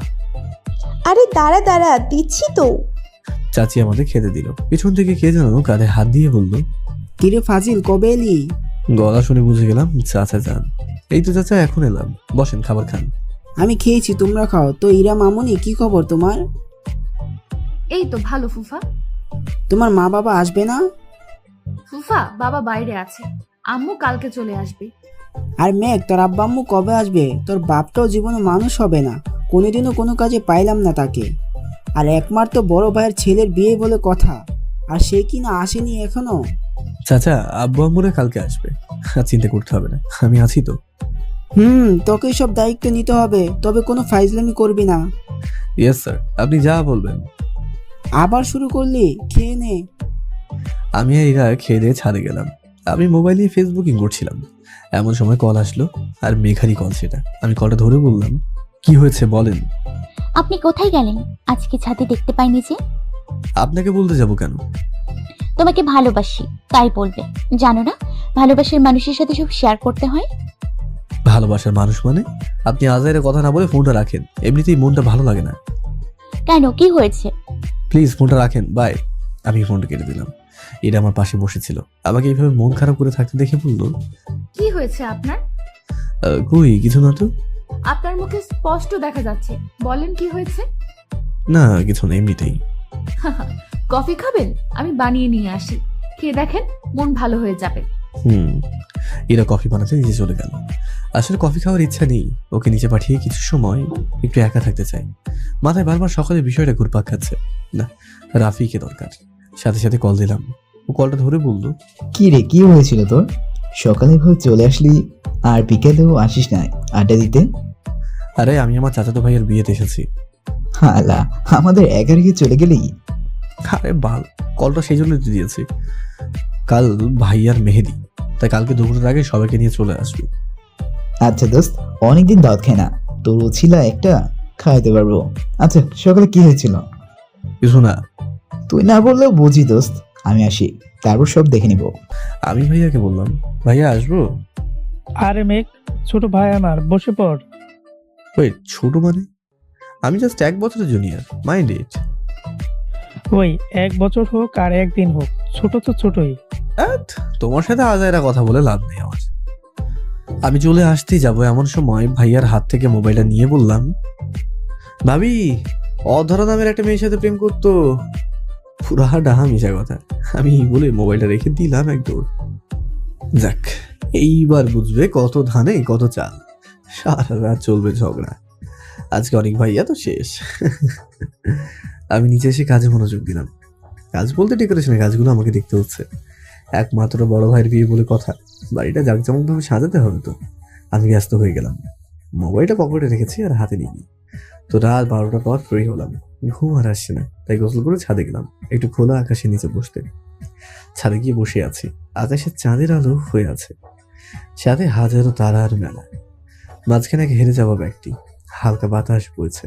মোবাইলটা হাতে নিলাম। মেঘার অনেকগুলো কল এসেছে, পরে অনলাইন যাব কি যাব না বলেও গেলাম। ডাটা অন করতেই মেসেজ আসতে লাগলো। আমি মেসেঞ্জারে ঢুকলাম, প্রথম দেখি মেঘার অনেকগুলো মেসেজ। আমি রিপ্লাই দিতেই যাবো, তার আগেই মেঘা কল দিয়ে বললো, কুত্তা বিলাই, তোর সাহস তো কম না। একে তো আমার উপর রাগ দেখাস, আবার আমাকে অ্যাভয়েড করছিস। তোর হাত পা সব ভাঙবো আমি, বুঝলি? কই ছিলি? না মানে আসলে। কুত্তা, তুই কোথায় আমাকে বল। না, আপনাকে বলতে যাব কেন? আমি বের করে নিব। তোকে যদি সামনে পাইতাম তাহলে কাঁচা চিবিয়ে খেতাম। তাহলে ভালো, আমিও আপনাকে দেখতে পাবো না। না থাক, দেখা লাগবে না। কই ছিলি? একটু মন খারাপ ছিল তাই। আচ্ছা, আমাকে এইভাবে শাসন করছেন কেন? আবে গাধা, তোর না কইছিলাম ভালোবাসি। কথা কি কানে যায় না নাকি? আমি আপনাকে চিনি না, আর আপনি আমাকে চেনেন না, তাহলে ভালোবাসতে যাবেন কোন দুঃখে? তোরে চিনি না মানে? তোরে আমি হাড়ি হাড়ি চিনি। তুই কত বড় লেভেলের ফাজিল আমার জানা আছে, কিন্তু আমার সাথে ফাজলামি করে ছাড় পাবি না। এইবার মাথায় কেমন জানি সন্দেহ ঢুকলো। না, সে হতে পারে না, সে তো জাস্ট ফ্রেন্ড। না, এটা আমার ভুল ধারণা। কিন্তু নীলা এমনটা করবে কেন? না, নীলা না, তাহলে কি মুস্কান? আমাকে বের করতে হবে কে এই মেয়ে। আমাকে চুপচাপ থাকতে দেখে অপর পাশ থেকে মেঘা বলল, কি সাহেব, কি ভাবছেন? কিছু না, আমার ভালো লাগছে না, পরে কথা বলবো। শোনো। জি বলেন। নিজের খেয়াল রাখবে, আর মেয়েদের দিকে বেশি তাকাবে না। বিয়ে বাড়িতে অনেক মেয়ে থাকবে, যদি তাকাও তবে তোমার হাড় গুড় সব ভেঙে দিব। ওয়েট, আমি বিয়েতে এসেছি এইটা আপনি জানেন কেমনে? বললাম না তোমাকে ভালোবাসি, তাই তোমার সব খবর রাখি। এসব নিয়ে না ভেবে রেস্ট করো, যাও। কাল অনেক কষ্ট করতে হবে তো। মেঘা ফোনটা কেটে দিল, আর যেতে যেতে আমাকে একটা শক দিয়ে গেল। আমি ফোনটা রেখে আবার মেসেঞ্জারে ঢুকলাম। ঢুকে দেখি মায়া ম্যাডামের মেসেজ। আমি আইডি ঢুকলাম। ম্যাডাম মেসেজে লিখে রেখেছে, মেঘ, কালকে ইম্পর্টেন্ট ক্লাস আছে, চলে আসিও। মেসেজটা দেখে রাগের পরিমাণ আরো বেড়ে গেল। এমনিতেই আছি কষ্টে, তার উপর আরো কষ্ট। ভাল লাগে না। আমি অফলাইন হয়ে গেলাম, মোবাইলটা অফ করে ঘুমিয়ে পড়লাম। সকালে কারো ডাকে ঘুমটা ভাঙলো। আমি চোখ খুলে দেখি এরা হাতে চা নিয়ে দাঁড়িয়ে আছে। আমাকে উঠতে দেখে বললো, এইভাবে কেউ ঘুমায়? অনেকক্ষণ ধরে ডাকছিলাম, চা নেন আপনার। আর নিচে সবাই ওয়েট করছে। ইরা চায়ের কাপটা রেখে চলে গেল। আমি যাওয়ার আগে ডেকে বললাম, কিছু কি বলবেন? জি, বুঝতে পারলাম না। আপনার মুখে স্পষ্ট বুঝতে পারছি আমাকে কিছু একটা বলতে চান, কিন্তু বলতে পারছেন না। না, কিছু না। বলেন, আমি হেল্প করব। আসলে আমি না আপনাদের ফ্রেন্ড রাফির উপর ক্রাশ খাইছি। আসলে ক্রাশ না, ওরে অনেক ভালোবাসি সেই প্রথম দিন থেকে। আপনারা তো বেস্ট ফ্রেন্ড। আসলে আমি আপনাদের অনেক আগে থেকে চিনতাম। সেটা আমি জানি। রাফিকে আপনি ফলো করেন, এটাও জানি। আপনাকে যে রাফিও ভালোবাসে, এইটাও আমি জানি। কি বললেন? রাফিও আমাকে? এই জন্যই তো ওকে আসতে বলেছি। সে আসছে, আপনি সুন্দর করে রেডি থাকুন। এসে আপনাকে নাচ নাচ ভান করবে, আপনিও ঠিক তেমনটা করবেন। পরে যা করার আমি করব। ধন্যবাদ। ধন্যবাদ বলে লাভ হবে না, খুব খিদা লেগেছে। নিজের হাতে কিছু বানিয়ে খাওয়ালে বেশি খুশি হব, সাথে কফিও। আচ্ছা। এরা খুশি মনে চলে গেল। হ্যাঁ, রাফি আর ইরার কাহিনীটা আগে থেকেই চলছিল। দুজন দুজনের ভালোবাসা, কিন্তু ইরা মেয়ে বলে বলতে পারছিল না, আর রাফি রিজেক্ট খাওয়ার ভয়। আর ইরাকে ঠিক আগে থেকে আমি চিনতাম, জাস্ট বাসে নাচের ভান করেছি, আর সেও ঠিক একই কাজই করলো। যাই হোক, আমি ফ্রেশ হয়ে নিচে গেলাম খেতে। টেবিলে দেখি পছন্দের পরোটা আর আলুর দম বানানো আছে। আমি চাচিকে জিজ্ঞাসা করলাম, চাচি এসব কে বানিয়েছে? ইরা বানিয়েছে। আমি খেয়ে দেখলাম, মাশাআল্লাহ, খেতে তো ওয়াও হয়েছে। ইরা আমার পাশে বসা ছিল, আমাকে জিজ্ঞাসা করলো, কেমন হলো ভাইয়া? ভালোই। তোমার হাতে রান্না অনেক ভালো। রাফি তো আবার খাবার পাগলা, তোমার রান্না ছাড়া তো কিছুই খেতে চাইবে না। ভাইয়া কবে আসবে সে? আরে এত অর্থহীন হচ্ছে কেন? আসবে আসবে, ঠিকই আসবে। কখন? হঠাৎ করে দরজার বাইরে থেকে কারা যেন বললো, কি রে, আমাকে ছেড়ে একা একা খাবি নাকি? আমি তাকিয়ে দেখি রাফি আর রিয়াদরা সবাই এসেছে। আমি তাদের কাছে গিয়ে বললাম, কি রে, আসতে কষ্ট হয়নি তো? সব কষ্ট চলে যাবে, আগে খেতে দে। চাচি কই? চাচি সবাইকে দেখে বললো, কি রে ফাজিলের দল, কাল না এসে আজই আসলি কেন? আরে চাচি, তোমার এই বোকা ছেলেটা দাওয়াত দেয়নি তাই। আচ্ছা বস সবাই। চাচি আর ইরা সবাইকে খেতে দিল, আর রাফি ইরাকে খেয়াল করেনি। যখন রাফির প্লেটে পরোটা দিল, তখনই সে খেয়াল করলো। ইরাকে দেখে সে কিছুটা অবাকই হলো। ইরা পরোটা দিয়ে চলে গেল, বুঝতে পারলাম লজ্জা পেয়েছে। বাকিরা খেয়াল করেনি। রাফি আমাকে খানে খানে বললো, কি রে দোস্ত, এইটা এখানে কেন? কোনটা? ইরা? ও ইরা, এরা তো অনেক ভাই আর মামা তো বোন। কি বলিস? হ্যাঁ, আমি কালকেই জানতে পারলাম। আমাকে বলিসনি কেন? সারপ্রাইজ দিব বলে। আর আমি কিন্তু তোকে এই বিয়ের আসরে ওকে পটাতে হবে, নাহলে জীবনেও আর ওকে পাবি না। কেন? ওর বিয়ে ঠিক হবে শুনছি অনেক ভাইয়ার কাছে। কি বলিস? আমার ভালোবাসাকে অন্য হাতে দিব না, যে করেই হোক আমার ওকে চাই। ওকে নে, খাওয়া শুরু কর। সবাই মিলে নাস্তা করে কাজে লেগে গেলাম। আবার কাজ একটু কমে গেল, কারণ রাফি আর বাকিরাও হেল্প করছে। রাফি হেল্প করছে না, সে লুকিয়ে লুকিয়ে ইরাকে দেখছে। যাই হোক, বিয়ের আসলে সবাই খুশিতেই আছে, কিন্তু আমার ডেভিল ম্যাডামটা যে অন্যকে নিয়ে খুশিতে আছে। আচ্ছা, আমি বারবার ওনার কথা ভাবছি কেন? তাহলে কি ওনাকে ভালোবেসে ফেললাম নাকি? আমি ভাবতে পারছি না। এই বিয়ের মতো আনন্দের সময় আমার মনটা খারাপ। আমি মন খারাপ নিয়েই কাজ করতে লাগলাম। দুপুরে সবাই খেয়ে দিয়ে আড্ডা দিচ্ছে। এমন সময় রাফি আমার কানে কানে বলল, দোস্ত, আমি আর পারছি না, প্লিজ তুই ইরাকে কোনোভাবে ম্যানেজ কর, যাতে ওর সাথে একটু ভালোভাবে আলাদাভাবে কথা বলতে পারি। আব্বে হালা, এত তাড়াতাড়ি? ভাই, ওর বিয়ের পর ওর সাথে কথা বলবো নাকি? আচ্ছা আচ্ছা, আমি ব্যবস্থা করে দিচ্ছি। বিকেলের দিকে সবাই কাজ করছিলাম, কিছু ফুলের শর্ট পড়লো। আসলে আমি ইচ্ছে করে আনিনি, তবে রাফিকে বললাম, দোস্ত তুই যা গিয়ে ফুলগুলো নিয়ে আয়। সাথে পাশে থাকি ইরাকেও বললাম, ইরা তুমি সহ যাও, গিয়ে ভালো দেখে ফুল নিয়ে আসো। আমার হাদারাম বন্ধুটা আবার ফুল চেনে না তো। কথারই বলায় রাফি আমাদেরকে রাগি চোখে দেখালো। পরক্ষণে খুশিও হলো, কারণ সে ইরার সাথে কথা বলার সুযোগ পাবে। যাক, রাফির লাইনটাও ক্লিয়ার হলো। আমি কাজ করতে করতে ক্লান্ত। ও হ্যাঁ, আব্বু আম্মুরা দুপুরে চলে এসেছে। যাই হোক, তারা এসেছে, সমস্যা নেই। তাদের সাথে বোনও এসেছে, তাতেও সমস্যা নেই, কিন্তু মুস্কান কেন এসেছে? আচ্ছা, অপরিচিত কেউ মেয়েটি মুস্কান নাকি? না, আমাকে বের করতেই হবে। মাথায় একটা বুদ্ধি এসেছে, কিন্তু কাজটা কে করবে? ও হ্যাঁ, রিয়াদ। সে তো এই কাজে একদমই এক্সপার্ট। আমি রিয়াদকে ডেকে সব খুলে বললাম। সে তো এক কথায় রাজি। সে তার কাজে লেগে পড়লো। বিয়ের কাজ শেষ, রাফি আর ইরা ফিরে এসেছে। তবে দুইজনের চোখ দেখে বোঝা যাচ্ছে তারা দুজনেই খুব খুশি। হয়তো তাদের মনে লুকিয়ে থাকা অনুভূতিগুলো আজ ভালোবাসার রূপে পূর্ণতা পেয়েছে। ওদের কথা মনে করে কেন জানি মুখে একটু হাসি ফুটলো, কিন্তু মায়ায় যে পড়ে বসে আছে। যাই হোক, অনেক ভাইয়া স্টেজে উঠলো, সবাই মিলে মেহেদির অনুষ্ঠান শুরু করলো। আমার ভালো লাগছিল না, তাই ছাদে এসেছি আকাশ দেখতে। হঠাৎ পিছন থেকে বোন জান্নাত বলে উঠলো, কি হয়েছে ভাইয়া তোর? কই কিছু না তো। আমি জানি কিছু একটা হয়েছে। কি হয়েছে বল? ওই মেয়েটার কথা ভাবছিস, যাকে দেখানোর কথা বলেছিলি? হ্যাঁ মানে আসলে মন খারাপ করিস না।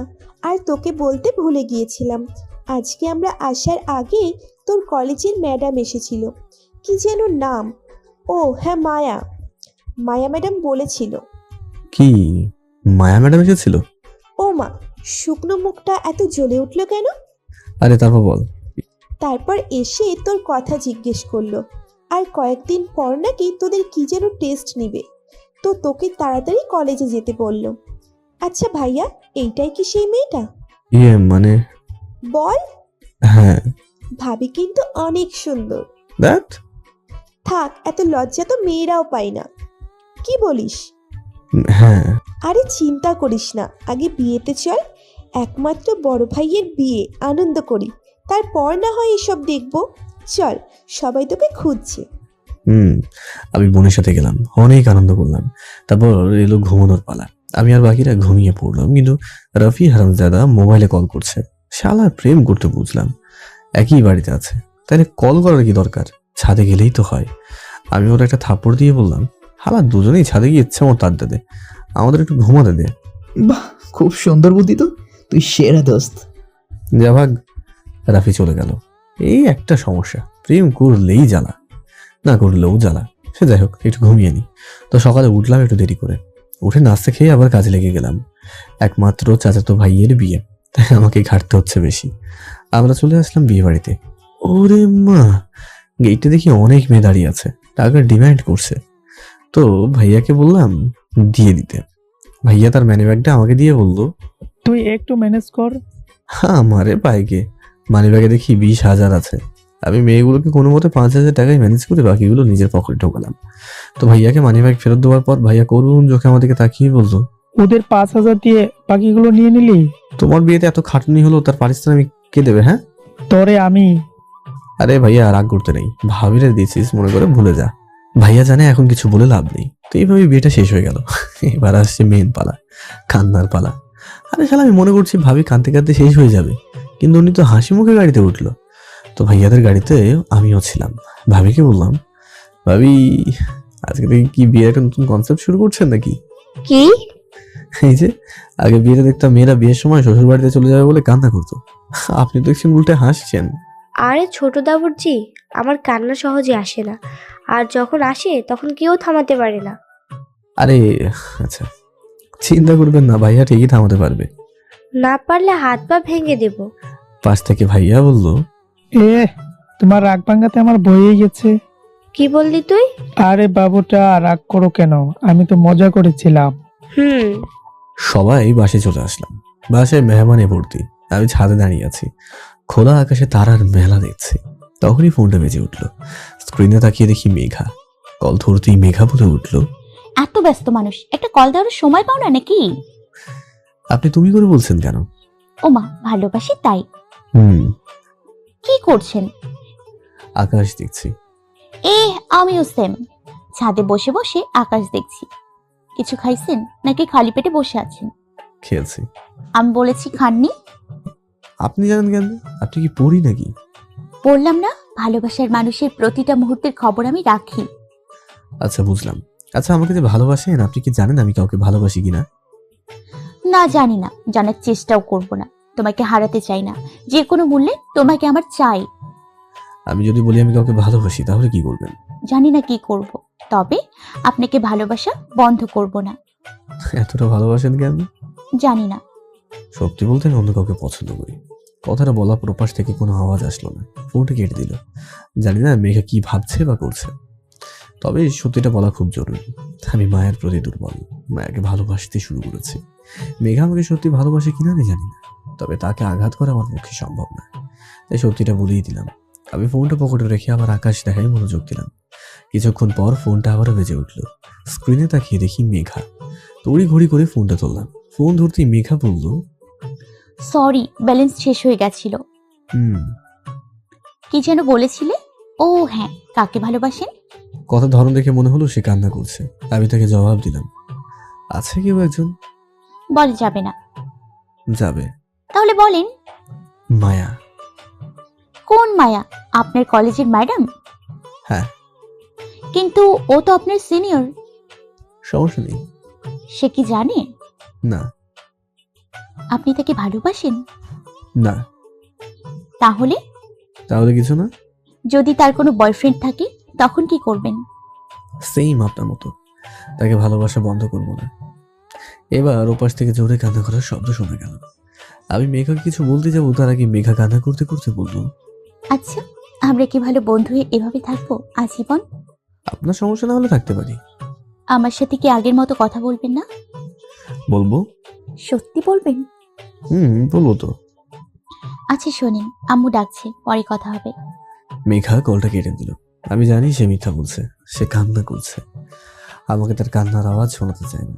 ওর কষ্টটা আমি বুঝতে পারি, কারণ আমি জানি ভালোবাসার মানুষটি যদি অন্য আরেকজন ভালোবাসার মানুষ থাকে তাহলে সেই কতটা কষ্টদায়ক হয় সেই জিনিসটা। এসবই ভাবছি, তখনই রাফি সে বলল, মামা, মায়া ম্যাডামের সাথে যে ছেলেটি ছিল মানে রেস্টুরেন্টে ছিল, ওইটা তার কাজিন। সত্যি বলছিস দোস্ত? হ্যাঁ সত্যি। কিন্তু তুই জানলে কিভাবে? আরে বন্ধু হয়ে বন্ধুর এতটুকু খবর রাখবো না? তুই দোস্ত আমার জানে জিগার। হ্যাঁ, এইটা আমাকে হেল্প করার জন্য করে দিলাম। হালা তোর লাভ দেখি আমার লাভ করলি। আরে শালা মজা করছি, এবার তুই নিচে যা। কেন? আমি আর ইরা একটু আলাদা কথা বলবো তাই। তাহলে আমি আকাশ দেখবো না? নিচে চায়ের দোকানে গিয়ে দেখ। আমি চলে আসলাম। চায়ের দোকানে এসে মামাকে বললাম, মামা একটা রং চার বেনসন দাও তো। সিগারেট ধরিয়ে টানতে লাগলাম। এটার অভ্যেস হয়ে গেছে, কিছু করার নেই। বেনসন পড়া শেষ করে চাটাও খেয়ে নিলাম। খেয়ে বিলটা মিটিয়ে ভাবলাম একটুই ব্যস্ত নগরী রাতে দৃশ্য দেখব। যেই ভাবা সেই কাজ। হারা দিলাম ফুটপাথ ধরে। কিছু দূর গিয়ে ব্রিজের ওইখানে গিয়ে দেখলাম একটা মেয়ে আর ছেলে হাত ধরে বসে আছে আর কথা বলছে, হয়তো কাপল। তাদেরকে দেখে বুকের মাঝে একটা শিহরণ বয়ে গেল। মায়া ম্যাডামের কথা মনে পড়ে গেল, আর মন থেকে কষ্টটাও দূর হলো। এটা জেনে যে ম্যাডামের সাথে ওই ছেলেটা তার কাজিন ছিল। কিন্তু রাফিয়ালা কিভাবে জানে? ওর আবার দেশ দুনিয়ার খবর রাখা অভ্যাস আছে, কোনোভাবে হয়তো জেনেছে। যাই হোক, ব্রিজের এক কোণে বসে মেসেঞ্জারটা অন করলাম। ম্যাডামের আইডিতে ঢুকে মেসেজ দিলাম। ম্যাডাম সাথে সাথে রিপ্লাই দিয়ে বলল, কই ছিলে এই দুদিন? জি ম্যাডাম, ভাইয়ার বিয়েতে। ও হ্যাঁ, তোমার আব্বু বলেছিল তো। শোনো, কয়েকদিন পর তোমাদের টেস্ট নেওয়া হবে, তাই তাড়াতাড়ি চলে আসিও। কি টেস্ট ম্যাম? তোমাদের ফাইনাল এক্সাম খুবই কাছে, তাই সিদ্ধান্ত নিল তার আগে সব স্টুডেন্টের থেকে টেস্ট নেওয়া হবে। ও আচ্ছা ম্যাম, চলে আসবো। আচ্ছা, আল্লাহ হাফেজ। ম্যাডাম অফলাইনে চলে গেল। মনটা আবার আনন্দে মেতে উঠল। যাক, ম্যাম তাহলে সিঙ্গেল। যাই হোক, প্রেম করার আগে একটু জ্বালাবো ম্যামকে, একটু ফাজলামো করবো। আমি আবার ফাজিল নাম্বার 1 তো, তাই। পরের দিন আমি বাসায় চলে আসলাম। রাফি তো আসতেই চাইছিল না, অনেক কষ্টে আনলাম। হালা মেয়েদের মতো কান্না করতে শুরু করেছিল। এত প্রেম যে কই রাখে। কোনো মতে দিনটা কাটালাম, তর সইছিল না কবে ম্যাডামকে তো দেখবো। সকালে কোনো মতে রেডি হয়ে ক্যাম্পাসে চলে আসলাম। ক্লাসে এসে বসে বসে আমরা বন্ধুরা সবাই আড্ডা দিচ্ছে। এমন সময় ম্যাডাম রুমে এন্ট্রি নিল। ম্যাডাম আগে থেকেও বেশি শুকিয়ে গেছে, কিন্তু চোখে মুখে হাসির ঝলক। তবে ম্যাডামকে এখন যথেষ্ট সুন্দরই লাগছে। আমি হাঁ করে তাকিয়ে আছি। মায়া ম্যাডামের ডাকে ধ্যান ভাঙল। ম্যাডাম আমাকে বলছে, কই ছিলেন মেঘ সাহেব এতদিন? জি ম্যাডাম, বড় ভাইয়ের বিয়েতে। সামনে এক্সাম, ভালো মতো পড়ো। জি। ম্যাডাম পড়াতে মনোযোগ দিল। তৎক্ষণাৎ মাথায় একটা বুদ্ধি আসলো। আমি ফোনটা বের করে ম্যাডামকে কল দিয়ে বসলাম। ম্যাডাম তড়িঘড়ি করে ফোন নিয়ে দেখে যে আমি ফোন দিয়েছি। আমার দিকে তাকিয়ে ম্যাডাম বুঝে গেল আমি ইচ্ছে করেই দিয়েছি। মনে করছি ম্যাডাম আমাকে কিছু বলবে, কিন্তু কিছু না বলে ফোনটা অফ করে রেখে দিল। কোনো মতে প্রথম ক্লাসটা করলাম। দ্বিতীয় ক্লাস আবার মিজান স্যারের। উনি খুব রাগী। ওদের ক্লাসের সামান্য পরিমাণ আওয়াজ কেউ করতে পারে না। আমি ক্লাস করছি এমন সময় মোবাইলটা বেজে উঠলো। স্যার তো সেই লেভেলে রেগে গেছেন। আমাকে বললো, এই অভদ্র, এক্ষুনি বের হও ক্লাস থেকে। আমি চুপচাপ বের হয়ে গেলাম। মাথাটা গেল খারাপ হয়ে। মোবাইলটা হাতে নিয়ে দেখি কলটা ম্যাডামই দিয়েছে। উনি ইচ্ছে করেই করেছে। তখনই মেসেজ আসলো। কি ফাজিল সাহেব, ইট মারলে পার্টিকেল তো খেতেই হবে। বাই দ্য ওয়ে, আপনি ফাজিল কিং হলেও আমি ডেভিল কুইন, মনে রাখবেন। ম্যাম আমাকে এইভাবে একটা মানুষ দিল? না, বদলে কিছু একটা করতেই হবে আমাকে। ক্লাস শেষে বাসের জন্য দাঁড়িয়ে আছি। কিছু দূরে ম্যামও দাঁড়িয়ে আছে। আমি কিছুক্ষণ পর পর আর চোখে ম্যামকে দেখছি। ম্যাম সেটা খেয়াল করছে কিনা জানি না, হঠাৎ খেয়াল করলাম কয়েকজন বগাটে ম্যাডামের দিকে খারাপ নজরে তাকাচ্ছে। ওদের মধ্যে একজন বলে উঠলো, কি হেপি মাল রে মাইরি। নিজেকে আর সামলাতে পারিনি। পাশে বন্ধুরাও ছিল। আমি গিয়ে ওই ছেলেটিকে একটা থাপ্পড় মেরে দিলাম। বাকিগুলো এসে আমাকে মারতে লাগলো। আমাকে মারছে দেখে রফি, রিয়াজ সবাই ছুটে আসলো। আর সবাই মিলে ওই তিনজনকে গণ পিটুনি দিল। এদিকে ওদের মায়ের খেয়ে আমার ঠোঁটের কোনটা ছিঁড়ে গেল, হাত থেকে রক্ত পড়ছে। এটা দেখে মায়া দৌড়ে এসে হাতটা ধরে বলল, কে বলেছে এসব বখাটেদের সাথে মারামারি করতে? ওরা আপনাকে খারাপ কথা বলছিল তাই। চল হসপিটালে চল। ম্যাম চিন্তিত হয়ে পড়লেন। আমাকে তাড়াতাড়ি হাসপাতালে নিয়ে এসে ব্যান্ডেজ করিয়ে দিলেন। তারপর বললেন, এখন কেমন লাগছে? জি ম্যাম, ভালো। কে বলেছে এমন ছেলে মানুষই কাজ করতে? যদি কিছু হয়ে যেত তাহলে আমার কি হতো? কি ম্যাম? কিছু না। তাহলে কি আমি ভুল শুনলাম নাকি? বাসায় গিয়ে রেস্ট নেবে, আর কোনো কাজ করবে না, ওকে? আমি মনে মনে বললাম, কিন্তু বাসার সব কাজ তো আমাকেই করতে হবে। কেন? বাসায় কেউ নেই, সবাই চাচার বাসায়। ওইখানে কয়েকদিন থেকে তারপরে আসবে। তাহলে একা কিভাবে থাকবে? একটা কাজ করো, তুমি তোমার ফ্রেন্ডের বাসায় চলে যাও। কিন্তু ম্যাম ফ্রেন্ডের বাসায় তো আর এতদিন থাকতে পারবো না। আচ্ছা চিন্তা করবে না, আমি রাফিকে বলবো তোমার সাথে থাকতে, আর সে তোমার যত্ন নেবে। খাবার আমি বানিয়ে পাঠিয়ে দিব। আপনি কেন এত কষ্ট করবেন? আমি হোটেল থেকে ঠিক আনিয়ে নেবো। না, হোটেলের খাবার ভালো না। তুমি বাসায় যাও রাফিকে নিয়ে, আমি রাতের খাবার পাঠিয়ে দিব। জি আচ্ছা। আমি রফিকে নিয়ে বাসায় চলে আসলাম। বাসায় এসে রফি আমাকে বেড়ে শুইয়ে দিল আর বলল, দোস্ত, আজকে কিন্তু তুই ম্যামের চোখে হিরো হয়ে গেলি। আব্বে হালা, হিরো হওয়া চক্করে আমার হাতের 12টা বেজে গেল রে। ওইসব কিছু না, প্রেম করতে গেলে একটু রক্তারক্তি করতে হয়। আইসে আমার। তাহলে তুই দে একটু, আমি ইরাকে বলি তুই রক্ত দে। না থাক, তুই রেস্ট নে, আমি সিগারেট নিয়ে আসি। হালা, তোর তো লাইন ক্লিয়ার, তাহলে সিগারেট খাবি কেন? আর ইয়ার, তুই তো জানিস সিগারেট আমাদের অনেক পূর্ণ বন্ধু। রাফি সিগারেট আনতে চলে গেল। রাফি সিগারেট নিয়ে রুমে আসতেই ফোনে কল আসলো। সে সিগারেটের প্যাকেট আমাকে দিয়ে চলে গেল। আমি একটা সিগারেট ধরি আপন মনে টানছি। রাফি ফোনে কথা বলা শেষ করে এসে আমাকে বলতো, আর আমি, তুই এরাকে কি বললি? কই কিছুই বলিনি তো, শুধু এটা বলেছি তুই সিগারেট খাওয়ায় অ্যাডিক্টেড। হালা, তোর জন্য আমার সিগারেট খাওয়া আজীবনের জন্য বন্ধ হলো। আমি সিগারেট ছাড়া থাকবো কেমনে? রাখি, আল্লাহ হাফেজ। নিজের খেয়াল রাখবেন, আর আমি হয়তো বেশি দিন দেশে থাকবো না। কেন? চলে যাব স্পেনে, আব্বুর কাছে। কেন? যেই কাজে এসেছিলাম সেটা শেষ, আমার স্টাডি কমপ্লিট। তাই, আর যার জন্য থাকা সে তো অন্য কাউকে ভালোবাসে, তাই। শুনেন মেঘা, শুনেন মেঘা। কলটা কেটে দিল মেঘা। আমি স্পষ্ট জানি সে কাঁদছে। মেয়েটা এতটা ভালোবাসে আমায়, কিন্তু আমি তো মায়া ম্যামকে ভালোবাসি। না, আমি কিছুই বুঝতে পারছি না। আমি মেঘাকে কল দেওয়ার চেষ্টা করছি, কিন্তু কল তো ঢুকছে না। মেসেঞ্জারে গিয়ে দেখি মেঘা ব্লক দিয়েছে। আচ্ছা, ওরা তো চিনি না, তাহলে এমন লাগছে কেন? কেন এত ছটফট করছি? আমি তো ম্যামকে ভালোবাসি। না, আমি কেন মেঘার কথা ভাববো? আমি এসব ভাবছি আর রাতের দিকে শুয়ে শুয়ে টিভি দেখছি। তখনই রফি এসে বলতো, ম্যাম খাবার পাঠাইছে। কে এনেছে? একজন বৃদ্ধ লোক। কোথায় উনি? চলে গেছে। আরে বসতে বলিসনি কেন? বলছি, উনি তাড়াতাড়ি দিয়ে চলে গেল। আচ্ছা। ম্যাম কল দিচ্ছে। কলটা দিয়ে বলল, মেঘ, খাবার পেয়েছো? জি। খেয়ে নিও, আর ঔষধও খেয়ে নিও। জি ম্যাম। ম্যাম কলটা কেটে দিল। ম্যামের তো কেয়ার দেখে মনে হলো ম্যামের মনে আমার জন্য ফিলিংস আছে। ম্যামকে প্রপোজ করে দেবো, কিন্তু থাক, এখন না। সঠিক সময় আসলে ঠিকই করবো। পুরো 1 সপ্তাহ পর আমি সুস্থ হলাম। পরীক্ষাও কাছে আসলো, পড়ালেখায় মনোযোগী দিলাম।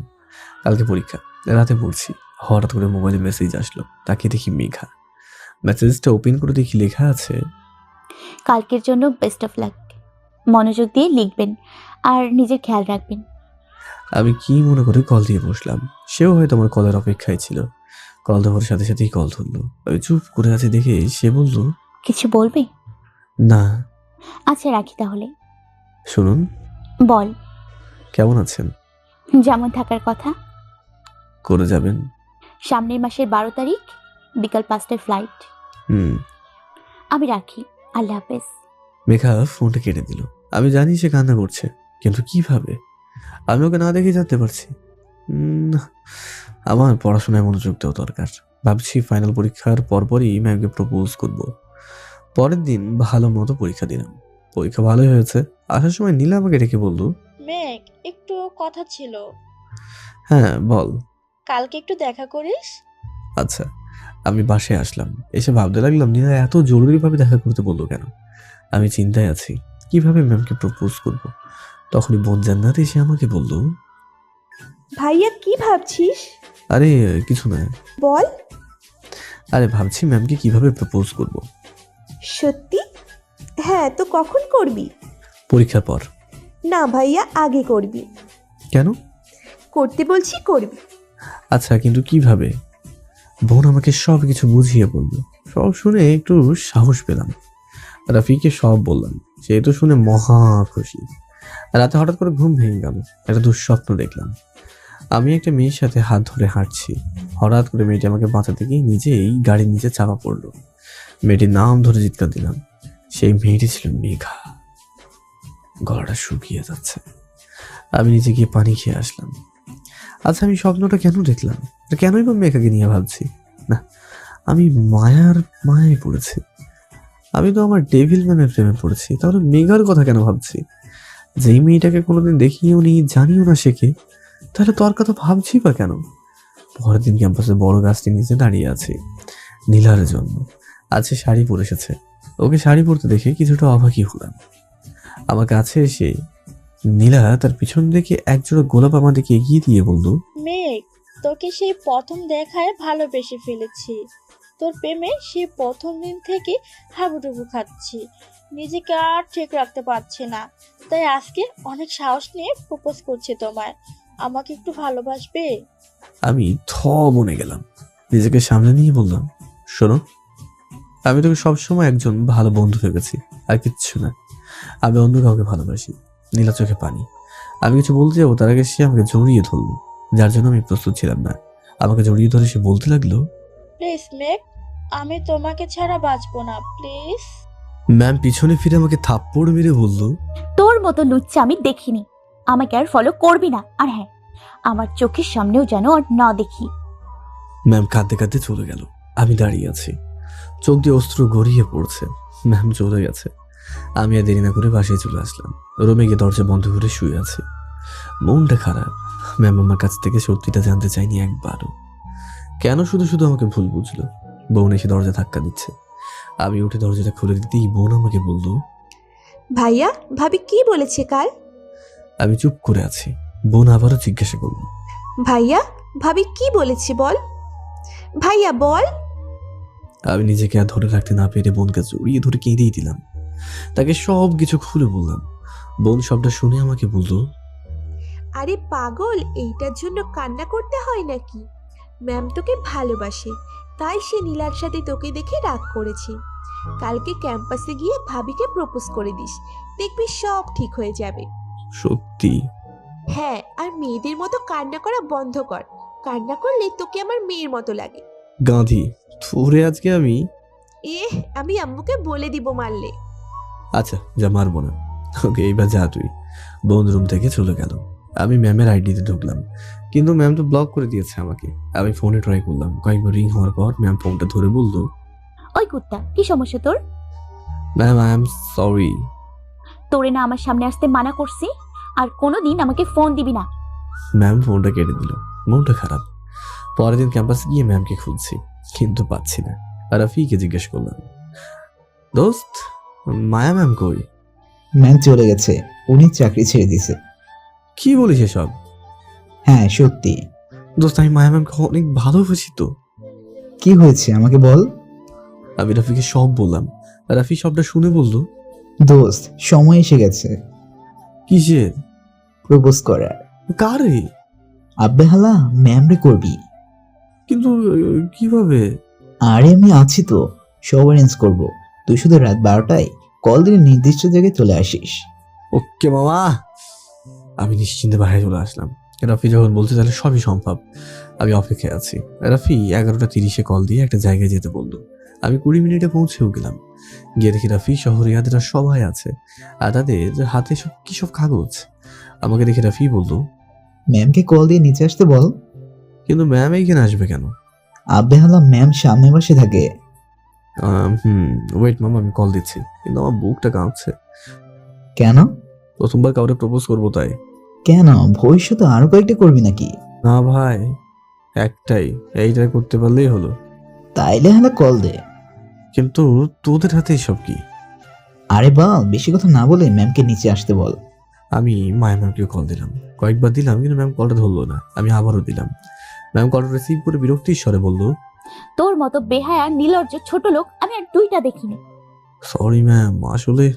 আরে তোর এত অপমান করার পরেও কি হয় না? ম্যাম একটু নিচে আসবেন? কেন? আসেন না। আমি কি তোর চাকর নাকি? Ma'am please. ম্যাম আর কিছু না বলে ফোনটা কেটে দিল। রাফি আমাকে হতাশ হতে দেখে বলল, কি রে, কি হয়েছে? অপমান করছে। আরে ভালোবাসা এতটুকু নির্লজ্জ হওয়া যায়? তুই এবার কল দে। কল দিতে যাবো তার আগে দেখি ম্যাম নীল শাড়ি পরে বাইরে গেটের দিকে আসছে। রাফি আর বাকিটা দেখি লুকিয়ে গেছে আমাকে একা রেখে। আমার তো ভয়ে হাত কাঁপা শুরু হয়ে গেছে। ম্যাম আমার কাছে এসে বলল, তোর মতো নির্লজ্জ লোক আমি আর আরেকটা দেখিনি। তুই না মানা করেছি আমার সামনে না আসার জন্য? আমি এমনিতেই ভয় আছি। ম্যামের ঝাড়ি খেয়ে আরো দ্বিগুণ বেড়ে গেল। না মানে মানে আসলে। কি বললি? বল তাড়াতাড়ি। না মানে আসলে হঠাৎ দেখি রাফি আর বাকির হাতে একটা কাগজ আর একটা গোলাপ ফুল নিয়ে ম্যামের কাছে এসে ধরলো। খেয়াল করে দেখলাম সবার হাতের কাগজটা বড় আকৃতির, আর ওইখানে বড় করে লেখা আছে সরি। কিন্তু রাফির হাতে লেখা আছে অন্য কিছু। রাফির হাতের কাগজে লেখা আছে, আমি তোমাকে ভালোবাসি। ম্যাম লেখাটা দেখে আমাকে থাপ্পড় মেরে বলল, ছি, তোর মতো লুচ্চা এসব ছাড়া আর কি করতে পারে? কয়টা লাগে তোর? হ্যাঁ কয়টা লাগে? মেয়েবাজি করার জায়গা বসে না। এইবার নিজেকে কন্ট্রোল করতে না পারে ম্যামকে থাপ্পড় মেরে দিলাম আর বললাম, চুপ, একদম চুপ। কি মনে করিস তুই নিজেকে? তোকে সেই প্রথম দিন থেকে ভালোবাসি। ম্যাম হয়েছিস তো কি হয়েছে, ভালোবাসি ব্যাস। আর হ্যাঁ, আমি ফাজিল, আমি খারাপ। হ্যাঁ সত্যি তো, কিন্তু এতটা খারাপ না যে যাকে ভালোবাসি তাকে ছাড়া অন্য মেয়েকে ভালোবাসবো। আমি শুধু তোকেই ভালোবাসি, আর তোকেই ভালোবেসে যাব, বয়সে বড় হোক বা যাই হোক। আর হ্যাঁ, আমি আজ পর্যন্ত কোনো মেয়েকে নিয়ে চিন্তা করিনি যতটা তোকে নিয়ে করছি। রাতের ঘুম হারাম করেছি, তার বদলে এই প্রতিদান পেলাম। ভালোবাসি বলে নিজেকে নির্লজ্জ করেছি, তোর হাজার অপমান সহ্য করেছি, কিন্তু আর না। আমার ক্যারেক্টার কিরকম আমার বন্ধুরা সবাই জানে। আসি। আর হ্যাঁ, আজকের পর থেকে এই মুখ আর দেখাবো না। মুখ তো দূরে থাক, ছায়াও আপনার পাশে থাকবে না। আর সরি থাপ্পড় মারার জন্য। আসি। রাফি আমার হাত ধরে বলল, দোস্ত। না ভাই আর না, আমি খারাপ, আমি ফাজিল, আমি নির্লজ্জ, কিন্তু আমি মেয়েবাজি করি না। চল। প্লিজ ম্যামকে বল। না আর বলবো না, সব অনুভূতি মরে গেছে। আমি মেয়েবাজি করি? এতদিনে এইটুকু চিনেছে আমাকে? যে মেয়ে আমাকে চিনতে পারে না, বুঝতে পারে না, তাকে ভালোবাসা আমার পক্ষে সম্ভব না রে। আমি আসি। আমি বাসায় চলে আসলাম। এত রাতে বাসায় ফিরতে দেখি মা কিছু না বললেও বোন আমার রুমে এসে বলল, কি রে ভাইয়া, কি হয়েছে? আর তোর মুখে আঙুলের দাগ কোথা থেকে আসলো? আরে কিছু না, এমনিতেই। না, কিছু একটা হয়েছে, বল আমাকে।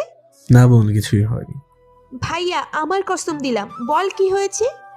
আমি বোনকে সব বললাম। বোন সব শুনে রেখে গিয়ে বলল, এত বড় সাহস ওর, তোকে থাপ্পড় দিয়েছে, ওকে আমি ছাড়বো না। বোন শান্ত হ, আর সব সমস্যা আমার জন্য হচ্ছে, তাই আমার দূরে চলে যাওয়াই ভালো।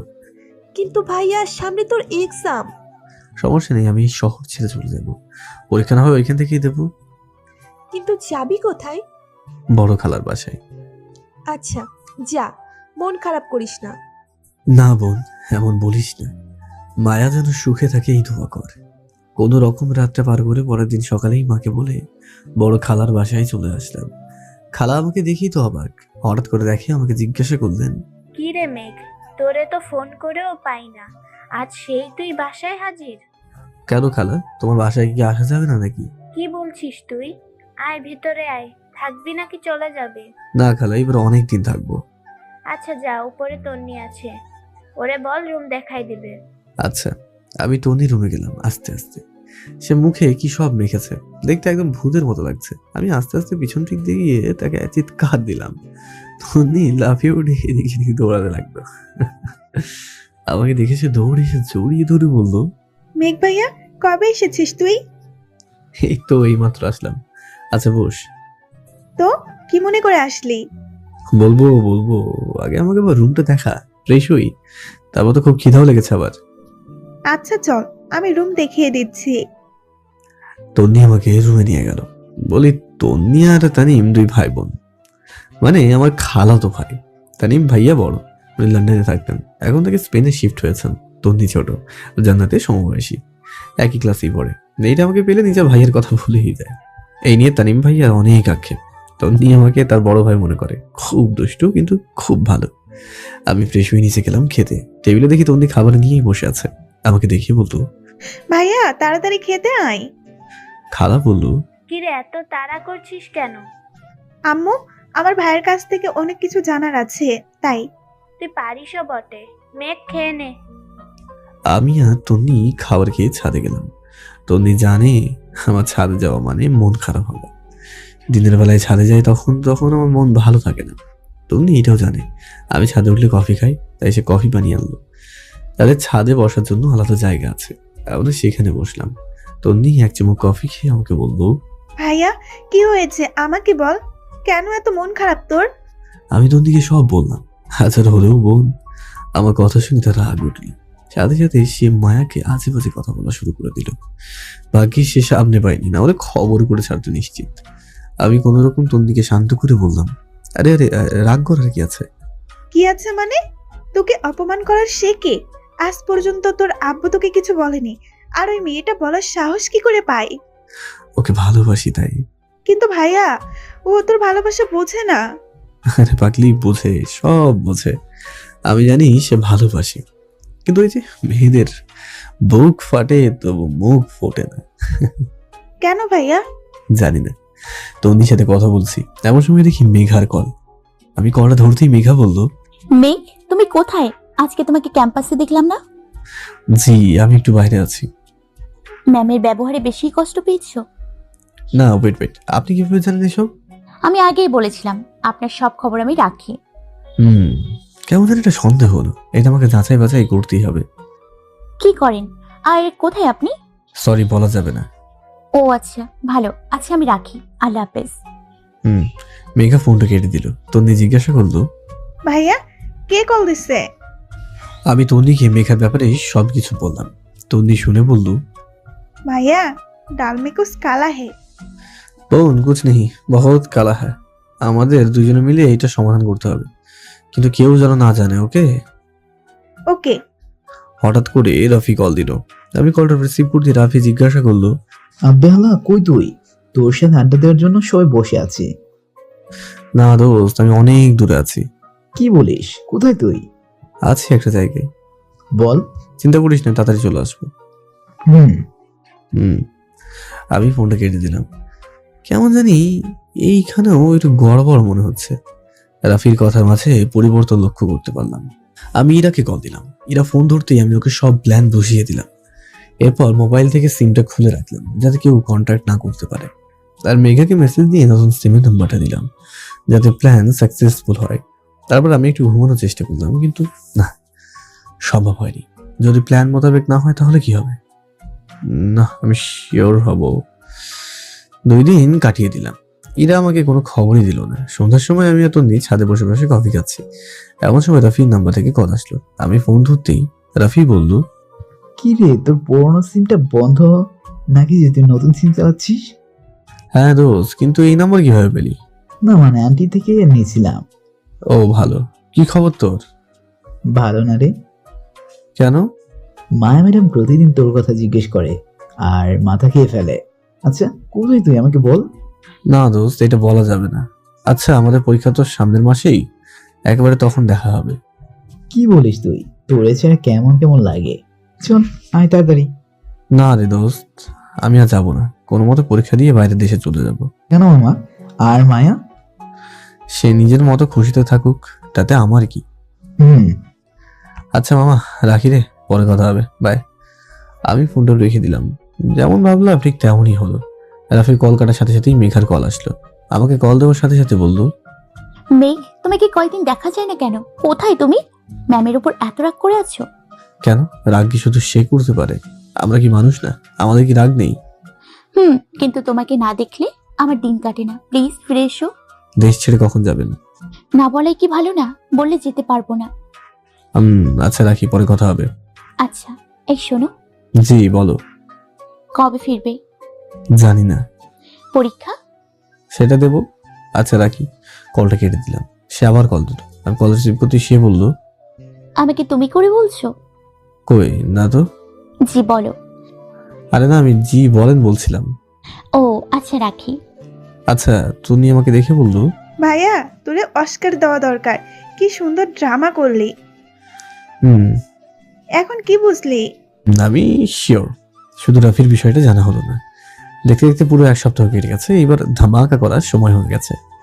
ইরাত থেকে যা জানা জেনে নিয়েছি, আর আমার ধারণাই সত্যি হলো। এবার দেখি মায়া কিভাবে আমার হাত থেকে বাঁচে। আমি তন্দিকে নিয়ে ফেসবুকে একটা ছবি আপলোড করলাম আর ক্যাপশনে দিলাম, আমার হবু বউ। ঘন্টা কয়েকের মধ্যেই বন্ধুরা কংগ্রাচুলেশন জানানো শুরু করলো। কিন্তু রাফি রিয়াদরা বাদে তারা কমেন্ট না করে আমাকে মেসেজ দিল। রিয়াদের সবাইকে বললাম কথা সত্যি। রাফি আমাকে মেসেজ দিয়ে বলল, কি রে মেঘ, এসব কি? তুই না মায়া ম্যামকে ভালোবাসতি, তাইলে? কেন? মেয়ের অভাব পড়েছে নাকি? আর মায়া মায়া করিস না তো, ওনাকে আমি হেইট করি। কি বলছিস তুই এসব? হ্যাঁ মেঘ, তুই কিন্তু ম্যামকে সত্যি সত্যি ভালোবেসে দিলি। এখনো কোথায় সেই ভালোবাসা? না রে, সব শেষ হয়ে গেছে। এখন আমি শুধু আমার হবু বউকে নিয়েই থাকবো। মেয়েটা কে? কি নাম তার? বাসা কোথায়? সরি রে, বলা যাবে না, রাখি। আমি ফোনটা কেটে দিলাম।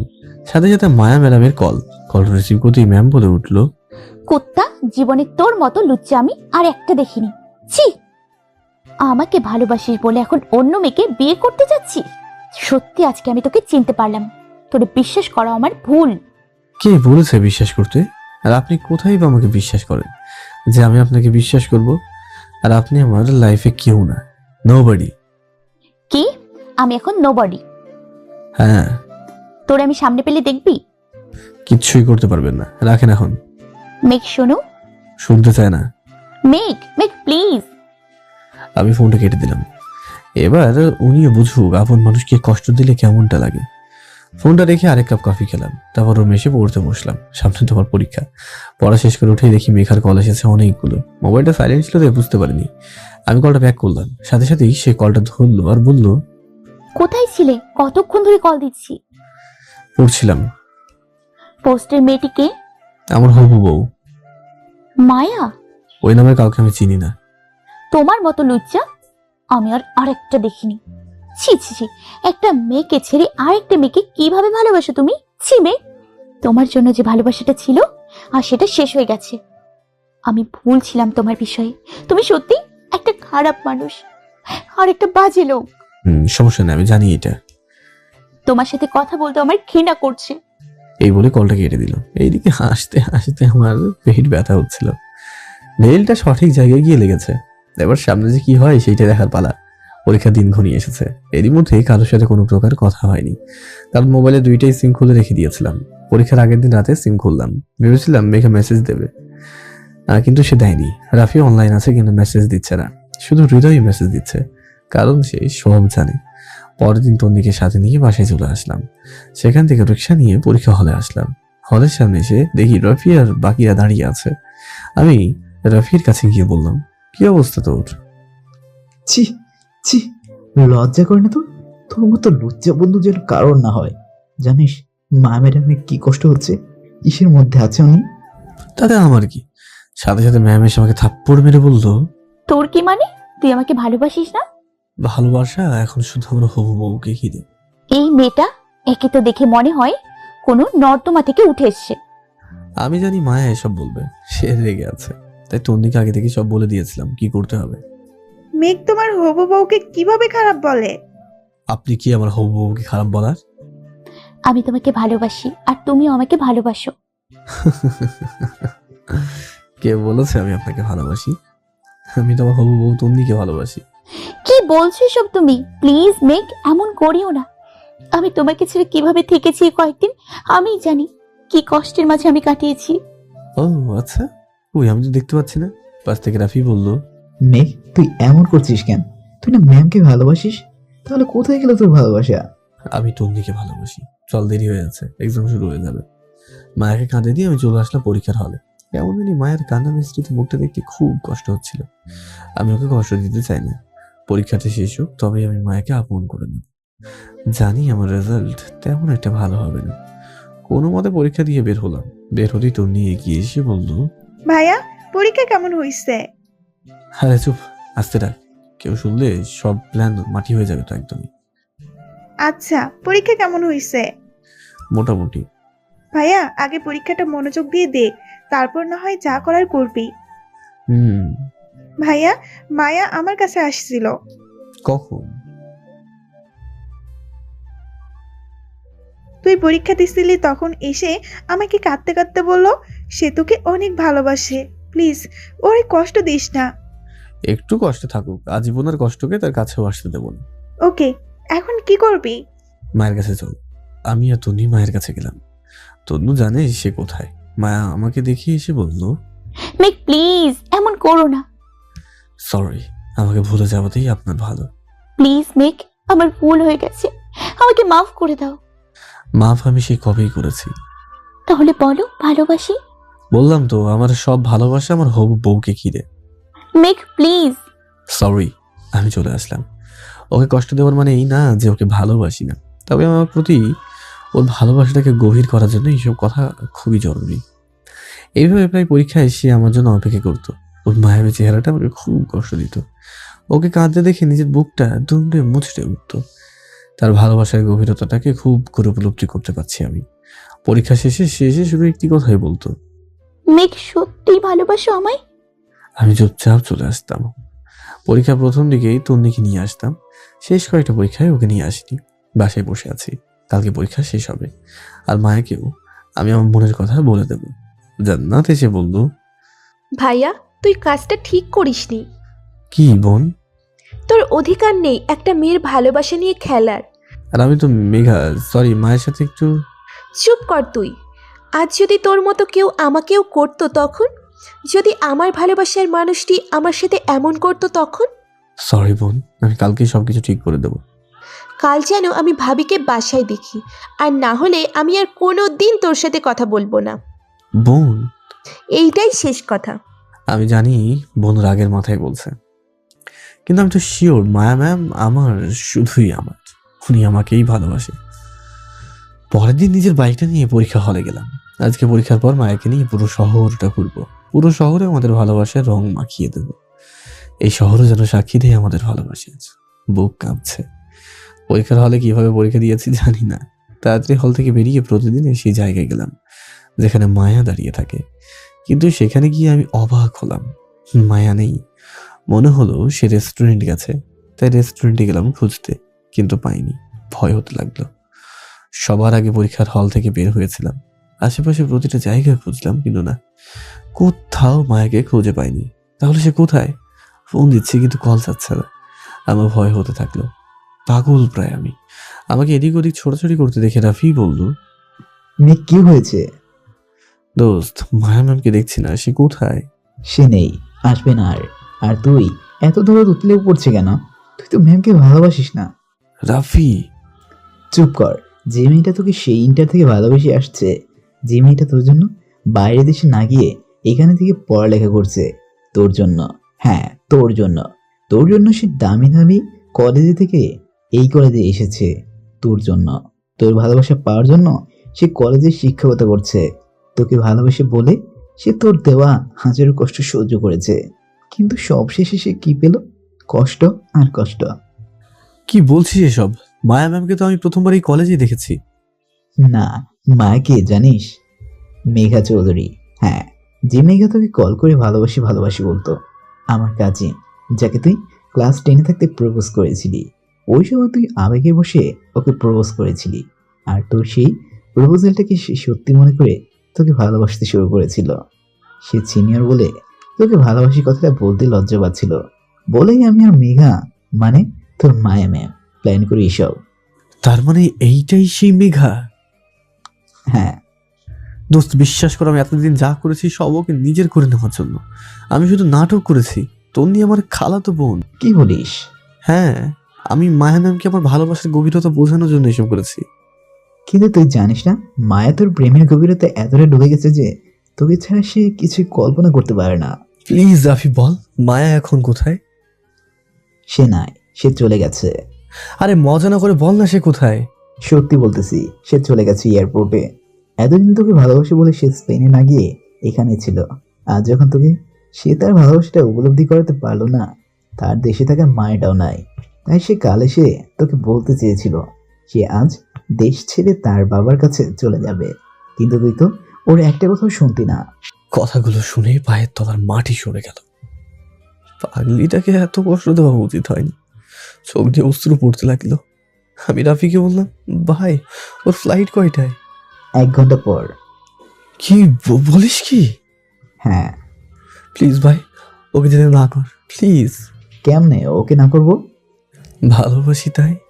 কেমনে ওকে না করব? আর কেন করব? তাহলে ওকে তুই নিজে গিয়ে আটকা। তোর জন্য আবার বোনটা কষ্টের মাঝে ছিল, জানিস তুই? তোর জন্য সে কি পরিমাণ কান্না করেছে, তুই কি দেখেছিস? সরি দোস্ত। সরি না বলে তাড়াতাড়ি গিয়ে ওকে আটকা। ওকে, আমি যাচ্ছি। আমি আমার মায়াকে কোথাও যেতে দেবো না। আমি তাড়াতাড়ি বাইকটা স্টার্ট দিয়ে এয়ারপোর্টের উদ্দেশ্যে রওনা হলাম। বাইকের স্পিড বাড়াতেই লাগলাম। চোখ দিয়ে পানি ঝরে পড়ছে। আমি কি করলাম? নিজের অজান্তেই মায়াকে এতটা কষ্ট দিয়ে দিলাম। আল্লাহ, সে যদি চলে যায় তাহলে আমি বাঁচবো না। আল্লাহ, আমি ওকে ছাড়া কিভাবে বাঁচবো? ওকে যে অনেক অনেক ভালোবাসি, অনেক। বাইকের গতি অতিরিক্ত মাত্রায় বাড়ানো ছিল। হঠাৎ করে আমার গাড়ির সামনে একটা বাচ্চা এসে যাওয়ায় আমি গাড়িটাকে কন্ট্রোল করতে না পারে অ্যাক্সিডেন্ট করে বসি, আর সাথে সাথেই অজ্ঞান হয়ে যায়। অজ্ঞান হওয়ার আগে দেখি আমার রক্তে আশেপাশে মাখামাখি হয়ে গেছে।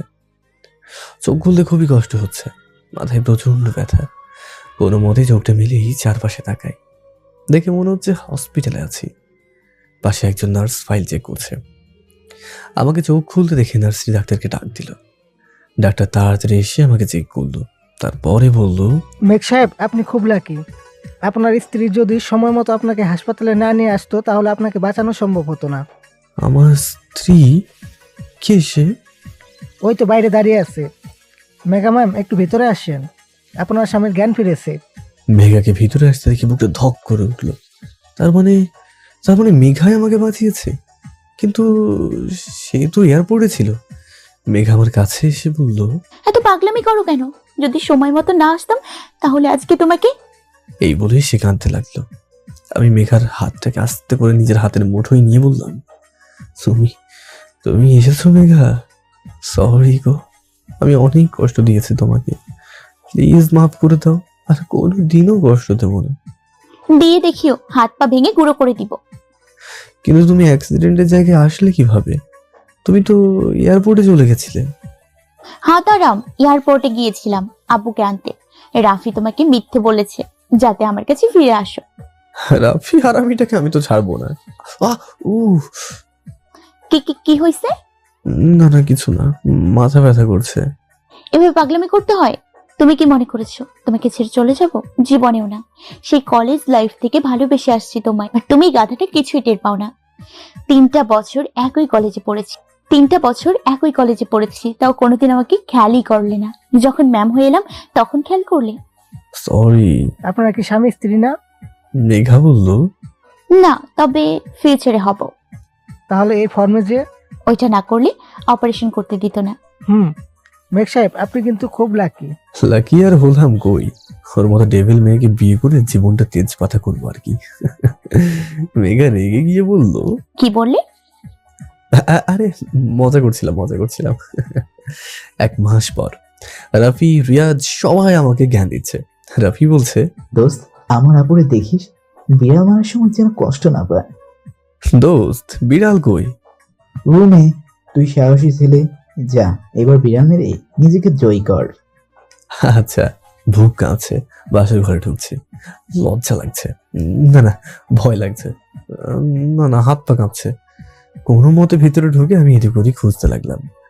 মেঘা, সরি মায়া, আমি নিজেই কনফিউজ, ঘোমটা দিয়ে বসে আছে। আমাকে এইভাবে খুঁজতে দেখে সে ঘোমটা সরিয়ে বলল, কি হয়েছে? কি খুঁজতেছো? বিড়াল ম্যাও। মানে এই বন্ধুরা বলছিল আজ রাতে বিড়াল মেরে জয়ী হতে, কিন্তু বিড়াল ব্যাটাকে তো খুঁজে পাচ্ছি না। মায়া রেগে গিয়ে বলল, কুত্তা তুই এদিকে আয়। মায়া রাগী কণ্ঠ শুনে ওর সামনে গেলাম। কান ধরে উঠবস করা শুরু কর।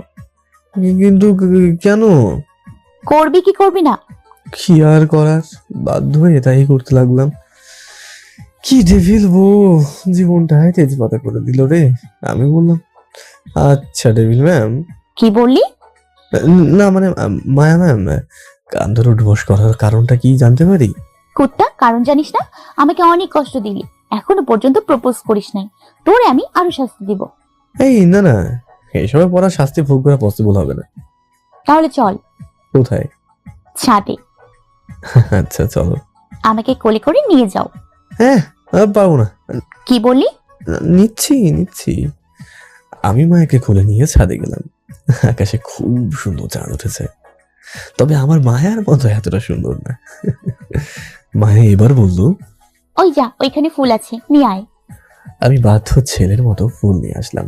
এবার বলল, নে এবার প্রপোজ কর। আমি ফুলটা এগিয়ে দিয়ে বললাম, আমি তোমাকে ভালোবাসি। হাত আরাম, প্রপোজ হইলো, সুন্দর করে কর। এবার আমি হাঁটু গেড়ে বসে বললাম, আকাশ, তারা, চন্দ্র, বাতাস, আজকে সবাইকে সাক্ষী করে বলছি, ভালোবাসি মায়া, তোমাকেই ভালোবাসি। তোমার মায়ায় আমি হারাতে চাই আজীবন। একটু সুযোগই দেবে আমায়? মায়া আমাকে জড়িয়ে ধরে বলল, ভালোবাসি। আমিও। কি? ভালোবাসি, আমিও অনেক ভালোবাসি। ছেড়ে যাবে না তো? তোমার মায়ায় পড়েছে মায়াবতী, ছেড়ে যাওয়া তো কোনো প্রশ্নই নেই। পাগল। তোমার এখন থেকে শুধু আমার শাসন চলবে। যথাজ্ঞা মহারানী। ফাজিল। আবার ডেভিল ম্যাডামের ফাজিল স্টুডেন্ট আমি। এইভাবেই বাঁচতে চাই আজীবন হাত ধরে। বেঁচে থাকুক ভালোবাসা, বেঁচে থাকুক আজীবন।